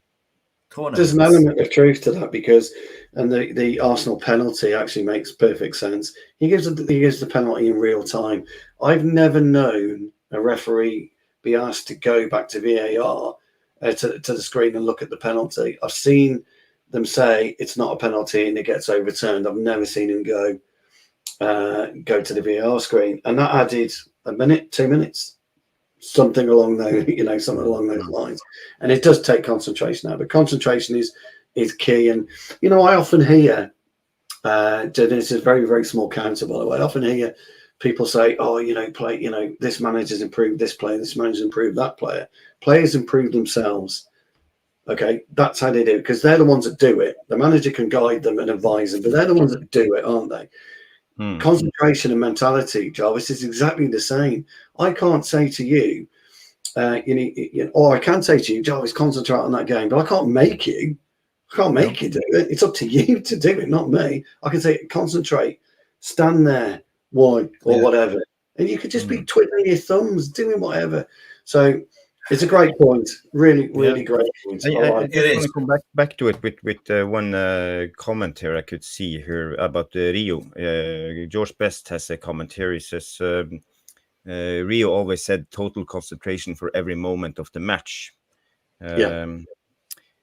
Oh, yeah, there it is. So, I think he's very right on that. But I read a little bit about it today because I got interested or intrigued about the mentality of the game. And we have a Norwegian team called Bodø/Glimt. They are from the north, and they have been. They were down in the second division. There's a small city, 50,000 people live there. There's probably 6,000-7,000 people on every home game. They have been struggling for years, but suddenly they hired a new coach, and the coach took with him a mentality coach, and they changed all the structure of the club. So from board level, they started something that was called mindfulness, and the thing with mindfulness, it's about focus, not focus on result. The club dropped all focus on result. They didn't want any results. The focus in all the club was on performance, from little league up to all boys league and board level and president. Everybody just talked about performance. So before every training session, all the players meet up in like a resting room. They lay down for 10 minutes and do what you call it, meditation. And they have different sessions before every training and every game, for example. After a game, they do, for example, relaxing. They focus on every muscle in the body to wind down after the game. And suddenly they had incredible results. They won the league for the first time, and they won the league the year after. They qualified for Europa. The little team from Bodø, they came to the quarterfinal in Conference League. They beat Roma 6-0 at home. So they managed incredible results. And the mental coach, he was a former fighter pilot. So he had the mentality from his work. Yeah, I do certain things, small little things. Like I always use the exercise bike. So I get there an hour and a half, maybe 2 hours early. So I use the exercise bike for half an hour. But before I go out for my pre-match warm-up, I always shower I have a really hot shower, and it just loosens up my muscles. And people always say, "What do you do that?" And I put my deodorant on, and I do all that. So, and because I'm fresh and I feel fresh, which means that I'm going to play fresh. It's tiny little things. I know it is quite pathetic, but that's how I do it, you know. And so I do get it, and I understand it. You don't do a Odama Traore, like put some Baby Johnson oil on, right? I was thinking of I was thinking of greasing myself up. Yeah, you do. Yeah, that's what you do. Big up, Stephanie Griffith. Guys, we've been talking. Sorry for neglecting you. Please don't forget to subscribe and smash the like, please, because it's been quite an intense talk today. A little bit unusual. A little bit of calling a spade a little bit. But I agree with Stephanie. Final decision needs to be made by the referee. You know, not the technology. Because if you look at it, they would have let the goal go. I mean, the linesman didn't pull up the flag, didn't he? It was the ref. There was the VR that intervened. They say, Stuart, maybe you should come and have a look at it. You know, you don't want United to get away with this, do you? Right? So at the end of the day, I agree with you. VR rules should be there for certain things, like when it's uncertainty. But they called it up, like, you know, if the linesman didn't see it, if the ref didn't blow it, let it go. No, Stephanie's right. No, the linesman didn't pick it up. No, Lana didn't pick it up. It was the VAR, that picked it up. Shocking decision. Real bad decision. We need a new super chat from Alien Tenor. Again, Peter, you're a legend. We need a new segment, the Book of Jarvis. Scripture from Jarvis Cocker. Yeah. Guys, it's time for the VR room. Let us know what you want to talk about. What did we learn about this week? We learned A, the media hates us. B, the ref hates us. What else? Anthony's girlfriend hates us. Sorry, Anthony's girlfriend hates us. Who else hates us? Oh dear. Love him, hate him, but what do you say? Love him, hate him, adore them, but never ignore them. Never That's ignore us. them. Yes. Hated, adored, never ignored. Ignored, adored, as they do, adored. So, by the way, Simon Heron, I did see your comment, and the answer is maybe. You can't put it up. I'm not going to read it up. Yeah, you can't. Why? It's getting itchy in my fingers. What did I miss? Okay. Oh yeah, no, dude. No, I see that. That's what I mean. Yeah, that's what I mean. You can't put it up. Something about Who knows? Who knows? No. That's not good. Please take that away. Siege mentality is needed. 100%. John Johnson is laughing his ass off. Yeah, he's right though, isn't he? Siege mentality. I mean, Fergie was. Yeah. He always used to talk about it all the time, right? Everybody hates us, and that's what kind of like brought those teams together. Plus, they were absolute bunch of winners, weren't they? I mean, crikey, absolute. RJ, I'm not going to read it. I have you. No. Yeah, but when you think, Stu, about the siege mentality, why do we always lose when we go away and we win always at home? Because it's the mentality. Because when the stress level is high, when we have our own ground, the audience are cheering us on, it's easier. But when you are away, you don't have that. But under Solskjaer, we went 26 games unbeaten or something away, and he was amazing. And Solskjaer, he has an amazing mentality. He was always the super sub. He loved going away. He loved playing away more than playing at home, because you're always expected to win at home, and you get this adulation at home. Walking into the lion's den, walking across that line, looking at your opponents, just waiting to get at him. You're like a caged animal, and then you walk away 2-0 winners. Nothing better. Anyway, nothing better. To summarize what Neil Driscoll's saying, refs are shit. They never played the game. They haven't played the game. No, they haven't. Yeah, they haven't. They they don't understand it. And I still get butterflies on a Saturday morning before a game. I still get that buzz, that energy, and I can't wait to go and I've got my routine. Wait. Is Eric Bailly going to Besiktas? Really? Are you kidding me?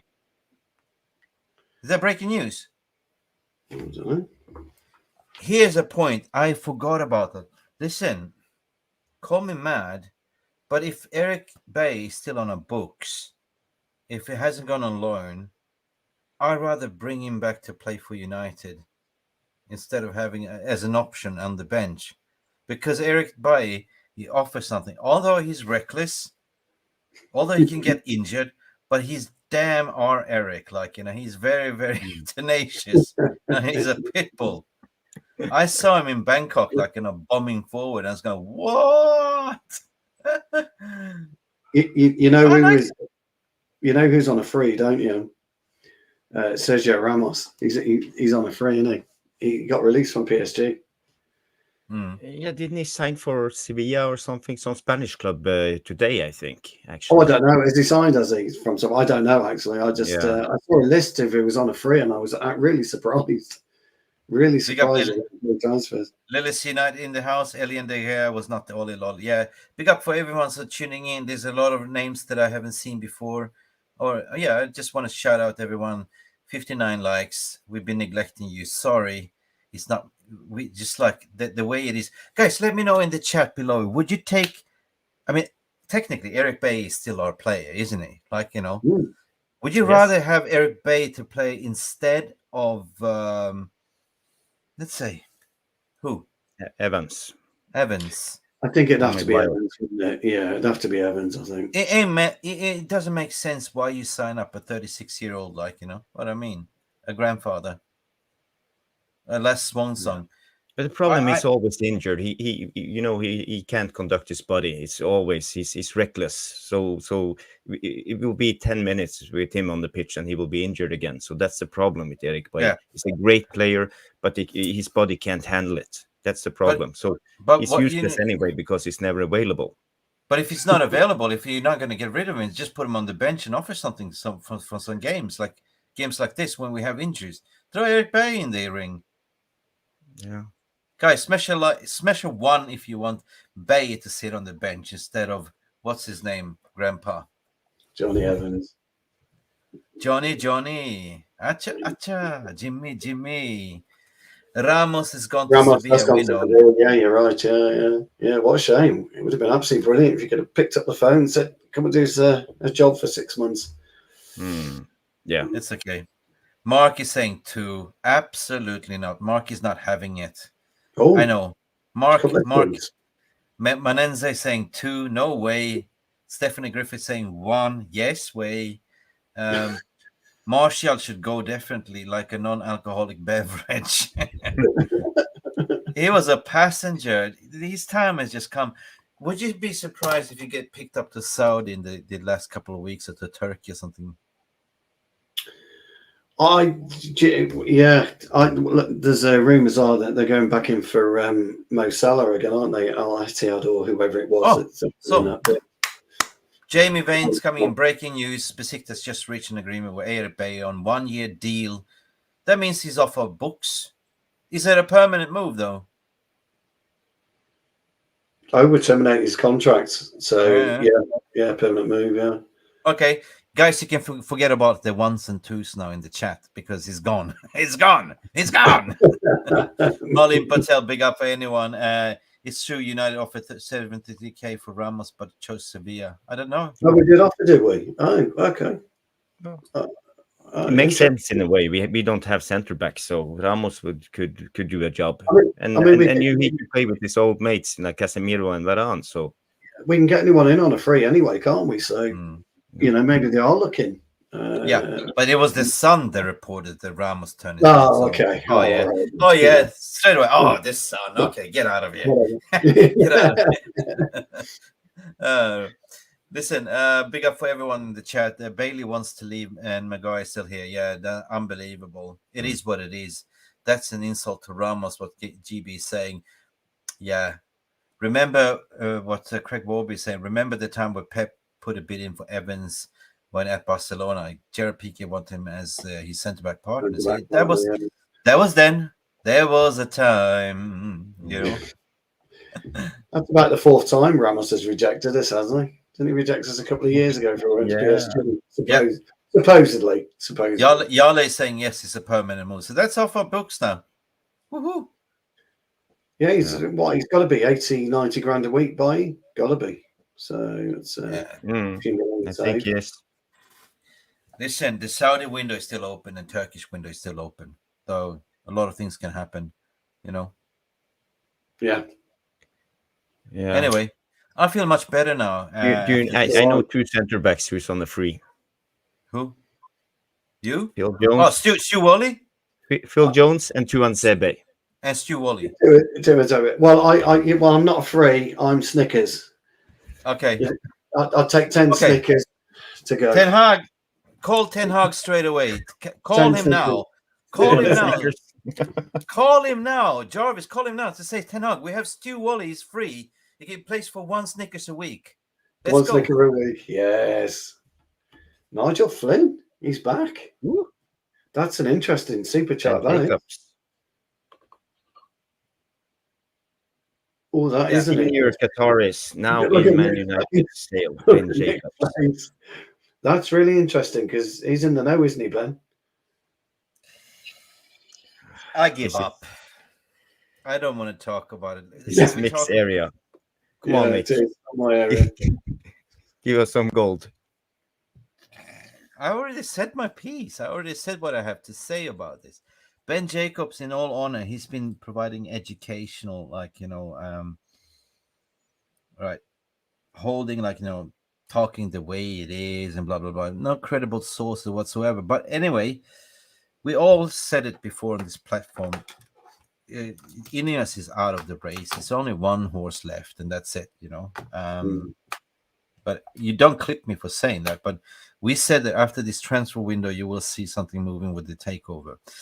The financial records with the Glazers to stay on, it was evidently shown in the transfer window that they didn't approve more funds. There was credit rolled by Bank of America, and that was like the funds that we had to move on.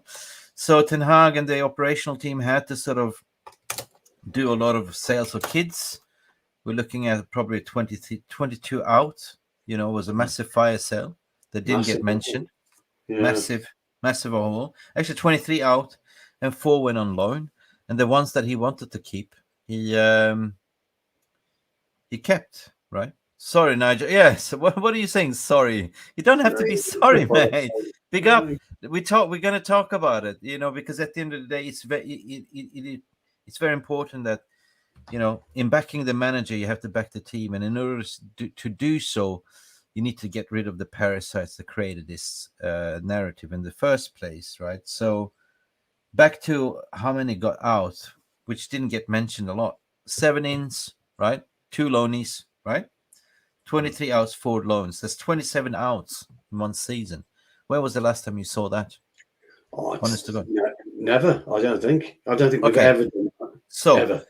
Let's unpack this. 27 outs. What does that mean in that ways? That means that Ten Hag has a plan. So that's why I say now the rebuild starts. Now he has he got rid of 27 players. Now he can start building the squad that he wants. He didn't recruit in Sancho. He didn't buy those players out. He wants them out because he wants to build a team on his own image. So if he's going to be here for 3-4 years, this was a very important window which he had to wheel and deal with. That's the thing. Now, Greenwood situation is out of the door. That's been resolved. Gaddafi, right? Transfer window is now closed. And now you will see the takeover stuff happening 100%. Even if the sun was derailed to say, well, what are you talking about? September, October. Yeah, I believe it's going to be something like that. All right. But anyway, I've done so many podcasts about this. And if you look at the financial records, there's no way the Glazers, they cannot stay.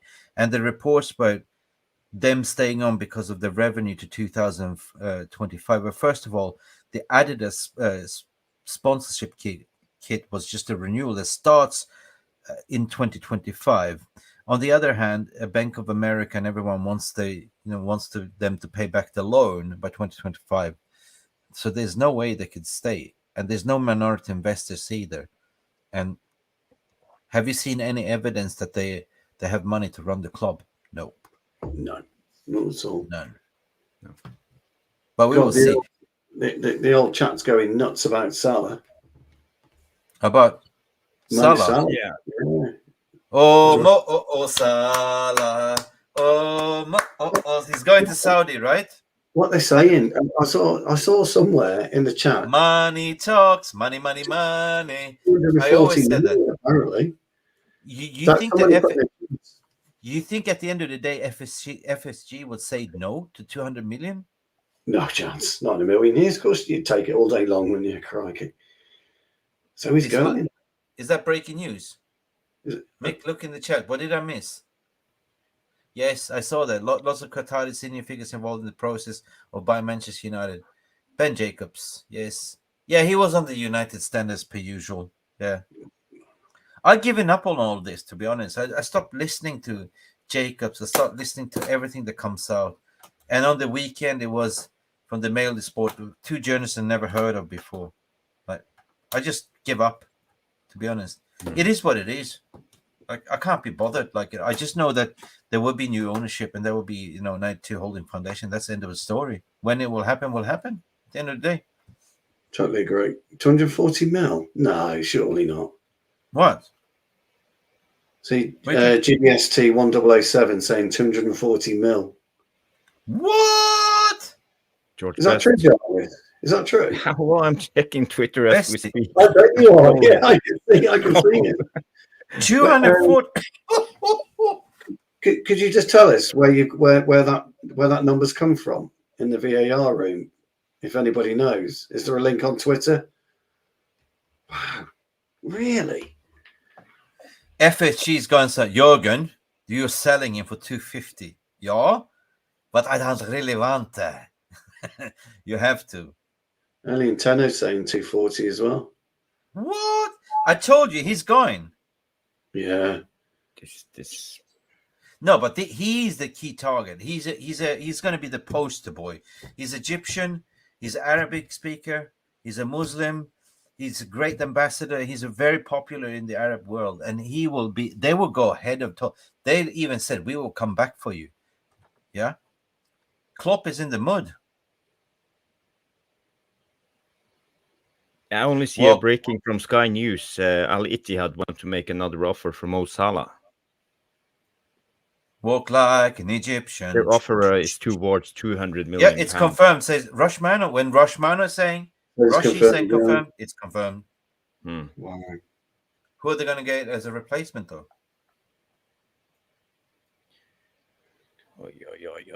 240 millions. Wow. Jesus Christ. You can get 2 Declan Rice for that price. But the window is closed. Yeah. Liverpool are in the mud. At the end of the day. They're not light up there, though, are they? They've got Jota, they've got Nunes, they've got Gakpo. But I think Salah wants to move as well because to play in Saudi Arabia is more closest to his heart as well. And if you're going to get tax-free money, I mean, what they're going to offer him is big money. I mean, what he's getting paid at Liverpool is peanuts. What they're going to pay him there in Saudi Arabia. You're at the twilight of your career. What, you're 30? How old is Mo? He's about 30, isn't he? 31 maybe. Perfect. You round up your career. You make up your final macaronis. Happy days. Happy days. Yeah. Al Ittihad is a team with Karim Benzema and N'Golo Kante. So the way they work it is that one team is nominated, aren't they, to bid for that player? Yeah. So not any team can bid for him. They're nominated. The PIF or whatever it is tells them which. So and they've got it. That is unbelievable. That is 240, 1.6 million a week, isn't it? We got Kroner. Kroner was saying he knew that Salah would be off when he was throwing his a tantrum when he was subbed off in the first or second match of the season. Yeah, I called it out as well. Like, I said he will leave when the rumors come out. I said he will definitely leave because I know how the Saudi operates. If they set the mind on something, they will come back. They will come back. They will come back. They will increase the bid, and there will be an offer that you can't refuse. So, Sky were reporting indecent proposal. Yeah, indecent proposal. That Sky article you were reading, Jarvis, did it say something about Saka for 150?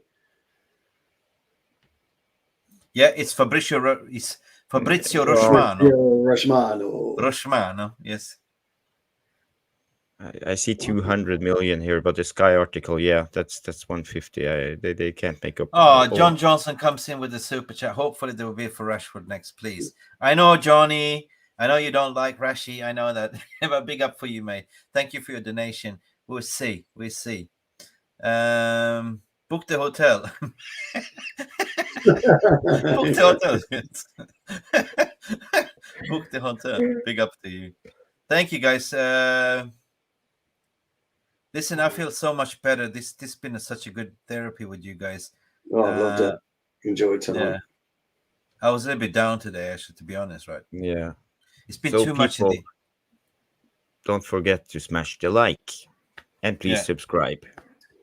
Yeah, I'm very mentally strong person, but when you live in a Monday where you get hit by news and tweets and everywhere, it does affect you, right? Yeah, it does. Yeah, it's been one of those days today. I think everybody's been moping around, haven't they? Because and you lost the game and everything, and then you don't have the chance to bounce back over the weekend with another game. You have to wait for 2 weeks. Mm. Yeah, and then you have this boring international break. Ugh. Tell me why I don't like Mondays. The Boomtown Rats. Yep. Tell me why I don't like Mondays. Fabrizio Romano is Mickey. Hey, bada bing, I told you. He will be Al Ittihad player. Or was it Al Ittihad? It's not Al. Yeah, it's Al Ittihad. Al Isn't it? Ittihad. It's not one. Yeah, it's the Benzema. That's it. They got Benzema up front, haven't they? Yeah. Mm. And then you have the Al Al Nasser. They've got Ronaldo, haven't they? And then you have the Al what's it called? Al Hilal, Al Ettifaq, Al Ittihad or something. Al Ittihad. Al Hilal were after Mbappe, weren't they? But never got him. Mm. Okay. Right, watch England play. Yeah. That's what we're gonna do. Big up. I'm not gonna watch England play. No way. It's gonna be boring, pragmatic football. Southgate ball. Hate it. I'm actually looking forward to watch Morocco. I want to see how Amrabat is doing. Yes, I might. I'll tune in and watch Morocco. I was thinking that. Amrabat, but Amrabat. Be interesting to see what this song is. It's an Amrabat. I'll have to ask my lad. He goes I'm seriously looking forward to see Amrabat in the team. I'm looking forward for a fresh start. If you look at last season, we also kicked off very poorly, and then we went out on an unbeaten run, if you remember, Christmas and stuff like that. So I think we are on a good treat. I hope so. But maybe it's a good chance for us United fans just to regroup and catch some breath and look forward for the game in 2 weeks' time, right? Hey, Mick, do you know who we have next? Brighton at home. Yeah. The Serbi. Brighton. At home. Yeah. I think I'm not worried. I'm not worried because then we have Amrabat there, we have Højlund there, we have everyone there. Yeah, 100%. I reckon Amrabat starts that. Højlund starts that for definite. Yeah, is Højlund? He's playing for you guys, isn't he? Jarvis this week. Yep. Yeah, Colombia Gallagher saying, Gallagher. Yeah, that's another player that plays for Chelsea that I don't like. Speak about Chelsea, they're in the mud too. Come on, man. Really. Colombia Gallagher. All this talk regarding Sancho, not worth it. 3 years of below par performances, not testicular fortitude. He's got that off Jay Daly. That's Jay Daly, isn't it? Yeah, definitely. It's a Daly testicular fortitude. Duck shot of every challenge, get rid of it. Yeah, no, we done a show before. What should we do with the broken Sancho? We talked about it. 100%. Fabrizio Romano is updated on Bailey. Yep, he did. What's going on there? Did he pull out the Lilies? Yeah. Kajsiber bratte, Shopravish. Yes, now I remember you, mate. He's McDonald's. Yeah, it's Is that just that big money? Eric Bailly to Besiktas. Here we go. Deal agreed. 1-year contract. That's good. Permanent transfer. So yes. Okay, good. We can close the shop. Jarvis is just Norwegian. We have Holland, so it's okay. 63 likes. Stephanie, it's not about the likes today. I don't care about the likes. It's about us coming together and talk. Like, you know, Yeah. I feel satisfied. Rory Gallagher, the greatest guitar player ever. Yes, 100% mate. No, actually, there's many good guitar players anyway. You know. Yeah, there's Bernie Marsden, ex-White Snake, passed away last week. He was phenomenal. Oh no, did he? Why He is he did, guitarist? yeah. Phenomenal guitarist.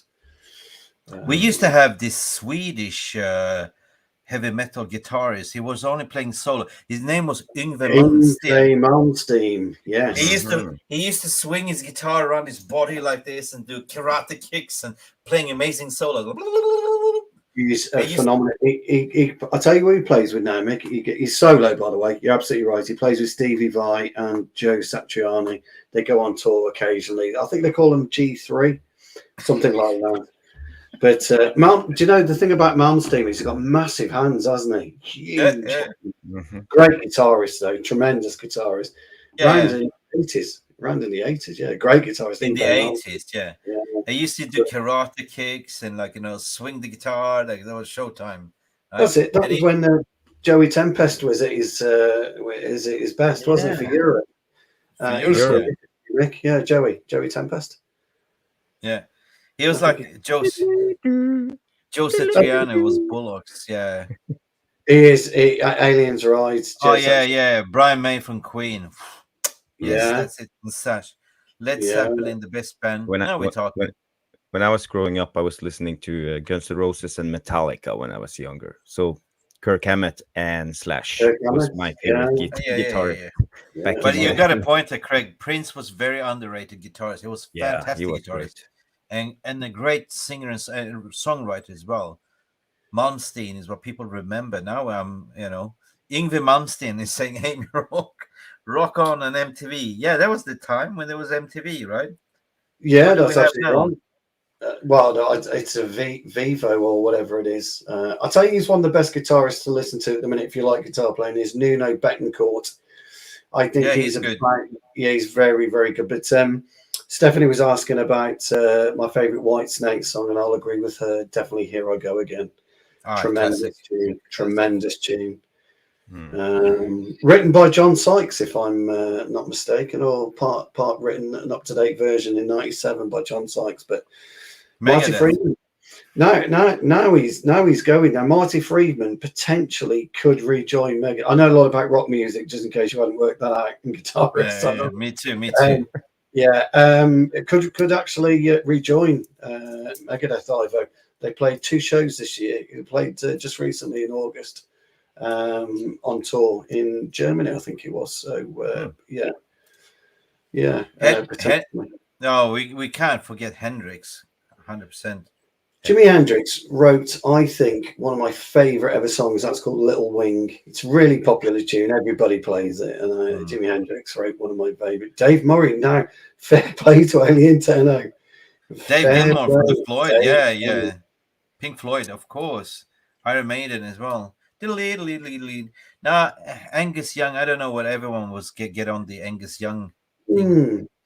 Difficult one, that. Yeah, difficult one, that. Yeah. Marcus Rashford, greatest guitarist ever, right? Rashford. Look up. Anyway, big up for all of you. We're now talking music instead of football. Sorry. Yeah, sorry. Yeah, it's my fault. Machine Gun Kelly. Edge. Everyone is getting off now. Like, you know, okay. Eric Clapton. Favorite Guns N' Roses song. Yeah, Clapton was good. I would say November Rain is so beautiful song written. November Rain's good. The Crooners popped an absolute perler in. Gary Moore. Yes. Mega album. Yes. Extreme Pornography. Yes. November Rain. I agree with that. Guns N' Roses. My The one that annoys me the most, believe it or not, is Sweet Child of Mine, because you just hear it constantly, don't you? So it's one of But November Rain is such a beautiful composure, like, you know. It's lovely, isn't it? Yeah. It's I mean, it's a symphony, but it goes on for 6 minutes, right? That's so beautiful composed. For me, it's strange. That's the best Don't You one. Cry as Guns N' well. Roses. Yeah. Don't you cry tonight. I still love you. That's it. Heaven's Door, knocking on Heaven's Door. Do you know what? Guns N' Roses did a brilliant rendition of Live and Let Die, didn't they? Oh, they did. Paul McCartney. Phenomenal. Yeah, Paul McCartney, of course, but He had the original, the James Bond movie, the Live and Let Die. That's correct. He wrote it. Yeah. Genesis as well. Jeff is talking about Yannick Gers. He never gets spoken about as a really, really good axeman. So it's a good call, that one. Yannick Gers, I Maiden. He came in when Adrian Smith originally left the first time, and he was that good. They kept him on when Smith came back. Yeah, Yannick Gers. Newcastle bloke, believe it or not. Yeah. So welcome to Jarvis Music Corner. Guitar. Yeah, it's your fault. It's your fault, Jarvis. Okay, guys. For the record, we are now killing. We're not switching now. We're not going to no longer be Manchester United channel. We're going to be Jarvis Rock Corner. Yeah. Rock and roll. Jarvis is going to come on with a nice wig on. Maguire's song in prison. You got to wear your rock and roll glasses, though, lads. You got to get your rock and roll glasses on. These are actually from the Beatles Museum in the UK. Yeah, get your rock and roll. Geezer Butler, crikey. He's more bass though, Steph. Geezer Butler's a bass player, very good bass player, mind you. But yeah, bass. Someone did say Tony Iommi as well from Black Sabbath, but I was never a huge fan of Tony Iommi. But decent. Actually, I know the bass player from a band called White Lion, if you remember this band. They were British, weren't they? Or were they American? White Lion? I think, yeah. They did, When the Children Cry, they did the song When the Children Cry. Na, na, na. Yeah. Evo's talking about Zakk Wylde, yeah, Ozzy Osbourne fame. Now a Pantera fame. Yeah, because one of the greatest rock guitarists who Dimebag Darrell, by the way, who died, and his brother died, the drummer as well. They both died. It's a real shame. Yeah, Pantera, but Dimebag was brilliant. Zakk Wylde's doing really good for Glazers eyes. So there you go. It's back to Redemption song. Yep, all we ever had. Songs of freedom. 100%. Guys, you know who is one of the best guitarists and singers? He's dead now. Jeff Buckley. Have you ever listened to him? Jeff Buckley. Yeah, Jeff Buckley. Yeah. But he was great on guitar. He released his third album. He celebrated and he drowned. He did. Yeah. In the Mississippi River. He made a big cover of Hallelujah. You know that song? Hallelujah. Hallelujah. Yeah, that's it. Somebody mentioned Eddie Van Halen, of course. Just a point on Eruption. It's gone down as one of the greatest guitar solos ever. Eruption has. Hammerfall. Swedish. The guitarist from Hammerfall's decent. He's not brilliant. I don't know his name. Yeah, he's decent. Mick Mars from Motley Crue. Yeah, decent. Yes. Oh, I saw Motley Crue live especially when what's his name? Nicky. Oh, the drummer. What's his name? They made him go out in stage and he was rotating like this. Oh yeah, sorry, he does. Yeah. He probably saw one of his first concerts. For the life of me, what's his name? He married Pamela Anderson. Come on. Tommy Lee. Tommy Kuratz. Yeah, Nicky Six. Nicky Six. Yeah, Guilty Pleasure. Tommy Lee. Yeah, great drummer. Absolutely great drummer. Oh, we're not talking football. We're talking music now.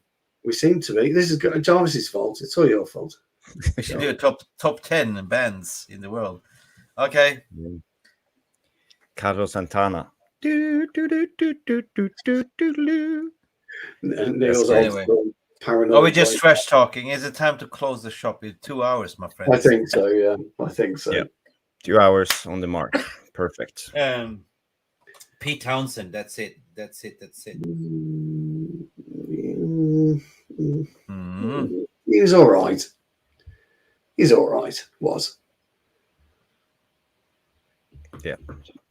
All right. No, I'm good. Randy Rhodes. Everyone's ABBA. I agree. ABBA. I grew up ABBA is amazing. The sound that they made is still up to date. The engineering sound they found in the studio. If you look to an ABBA song today, it's just like it sounds like it was made yesterday. That's how the beauty of it, right? I'd like to go on record that when I've had a few beers, I do not dance to Dancing Queen. I'd like to go on record. Richie Sambora. You forgot Richie Sambora. Bon Jovi, of course. Yeah.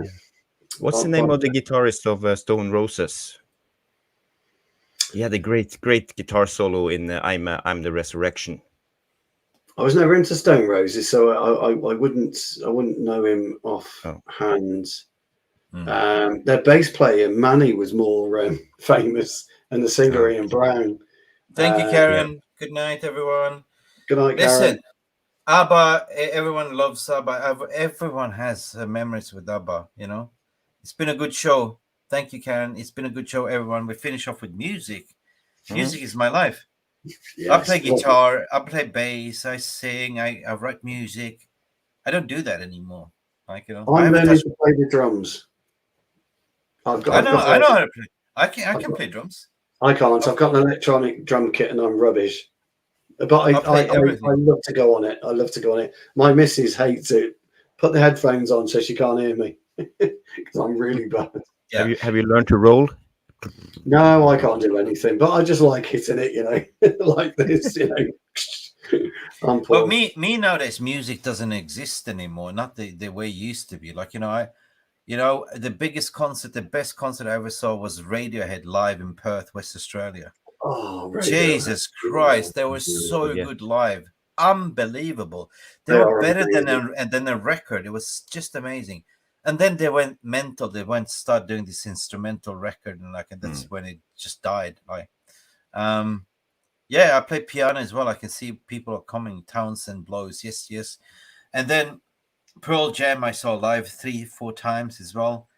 The latest hero band that I had, of course, was Madrugada, the Norwegian band. But then, of course, every guitarist takes an overdose and dies in a hotel, dodgy somewhere. So that guitarist was so good, right? I've not heard of those. So and of course, I was into Nick Cave and the Bad Seeds and all that stuff as well. Nick Cave. Yeah. Yeah, you lived in Australia, so. Yeah, Australian. Aerosmith, yes. Coldplay. Oh, Coldplay is a good show too. I can see that. I mean, the best Coldplay song, according to my song, the best song they ever made of Coldplay is "Fix You." That's my go-to song. Well, Fix You. That's brilliant. I tell you, who are good live. Muse. Matt Bellamy on guitar is phenomenal. He's a hell of a guitarist. Matt Bellamy live. But Muse went a bit strange as well. They came up with some really good stuff, and then it went a bit weird.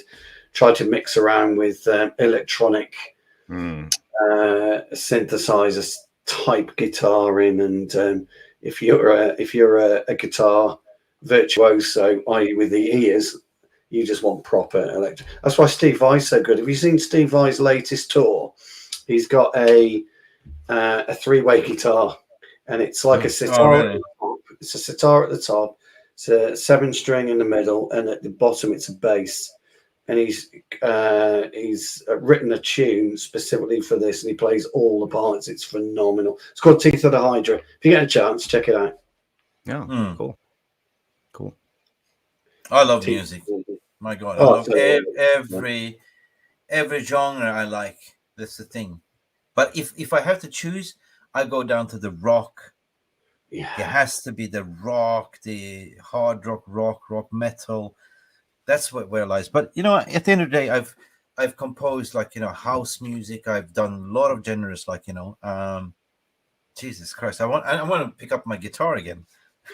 Start playing. You should next week get your guitar out and sing us in. Of course, there's one guitarist we've all missed because not many people really remember him, but he was Guns N' Roses Jarvis called Ron Bumblefoot Thorne. Oh, He got the beard. He got the beard. He was there from 2014 on. Was a very, very good guitarist. He plays a fretless top neck. Very good guitarist. Yeah, Linkin Park is another one. Rest in peace. Yeah. Bennington. What's his name? His singer. He was such an amazing singer. And also the singer from Soundgarden, Chris Cornell, that died. Oh, he could sing, couldn't he? Such a vocalist, man. Seriously. Oh, he could sing. Chris Cornell could. Crikey, he got a real. Oh, he was amazing. I'd forgotten about him. He did a lot of. Set up his own band after Soundgarden, didn't he? Chester Bennington. Yeah, that's it. Chester Bennington. That's it. And he did that song before he passed away, like a million. Who cares about a million stars and the sun? That was his last song. That's it. Yeah. I really got in. Does anyone remember the film Collateral with Tom Cruise and Jamie the Cab? In the Cab, at some part, there's a Chris Cornell tune in there, and it's absolutely phenomenal. Just lovely vocals, amazing. I mean, if you look at the movie Singles, they did the collaboration. They had Chris Cornell. They had the singer Eddie Vedder from Pearl Jam. Mad Dog. No, Audio Slave. That's it.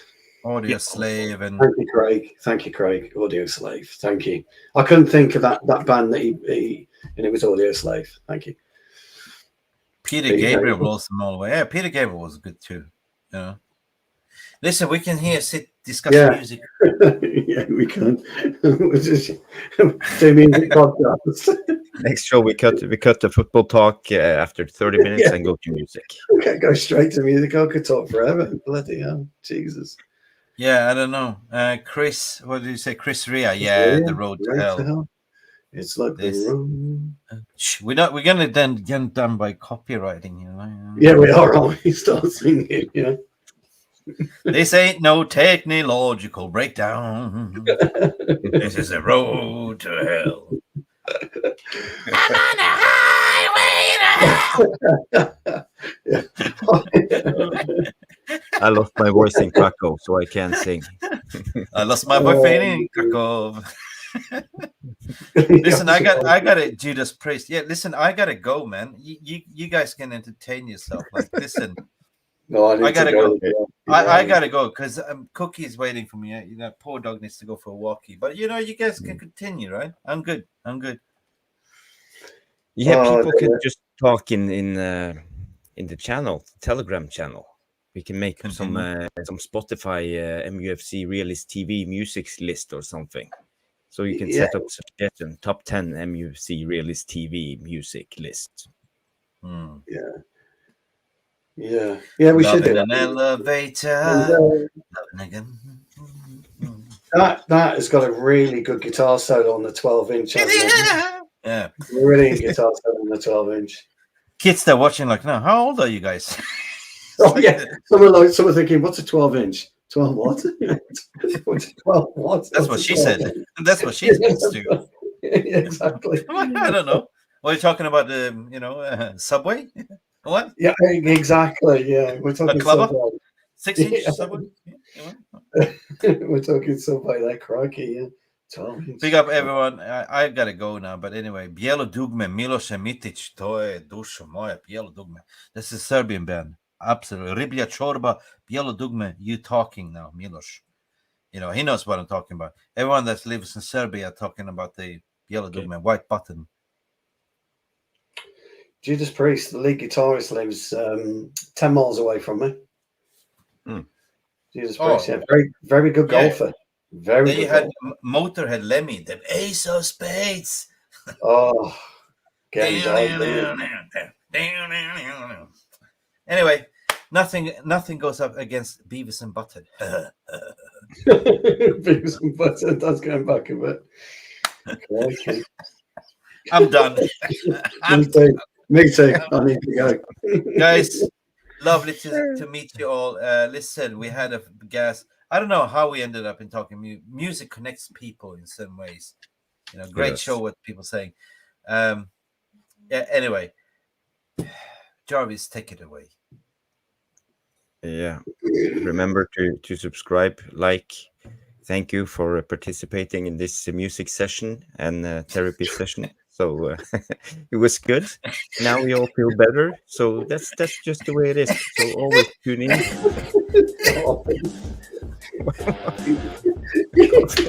Listening to music.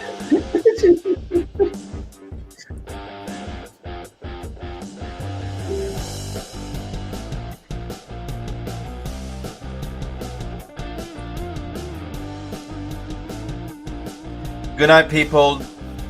Good night. Thank you for tuning in. Good night. Peace, Good night. love, and banana. Until next time, thank you for watching. Don't forget to like and subscribe. And please pay those guys extra Snickers, all right? All right. Yes. Cheers. Cheers.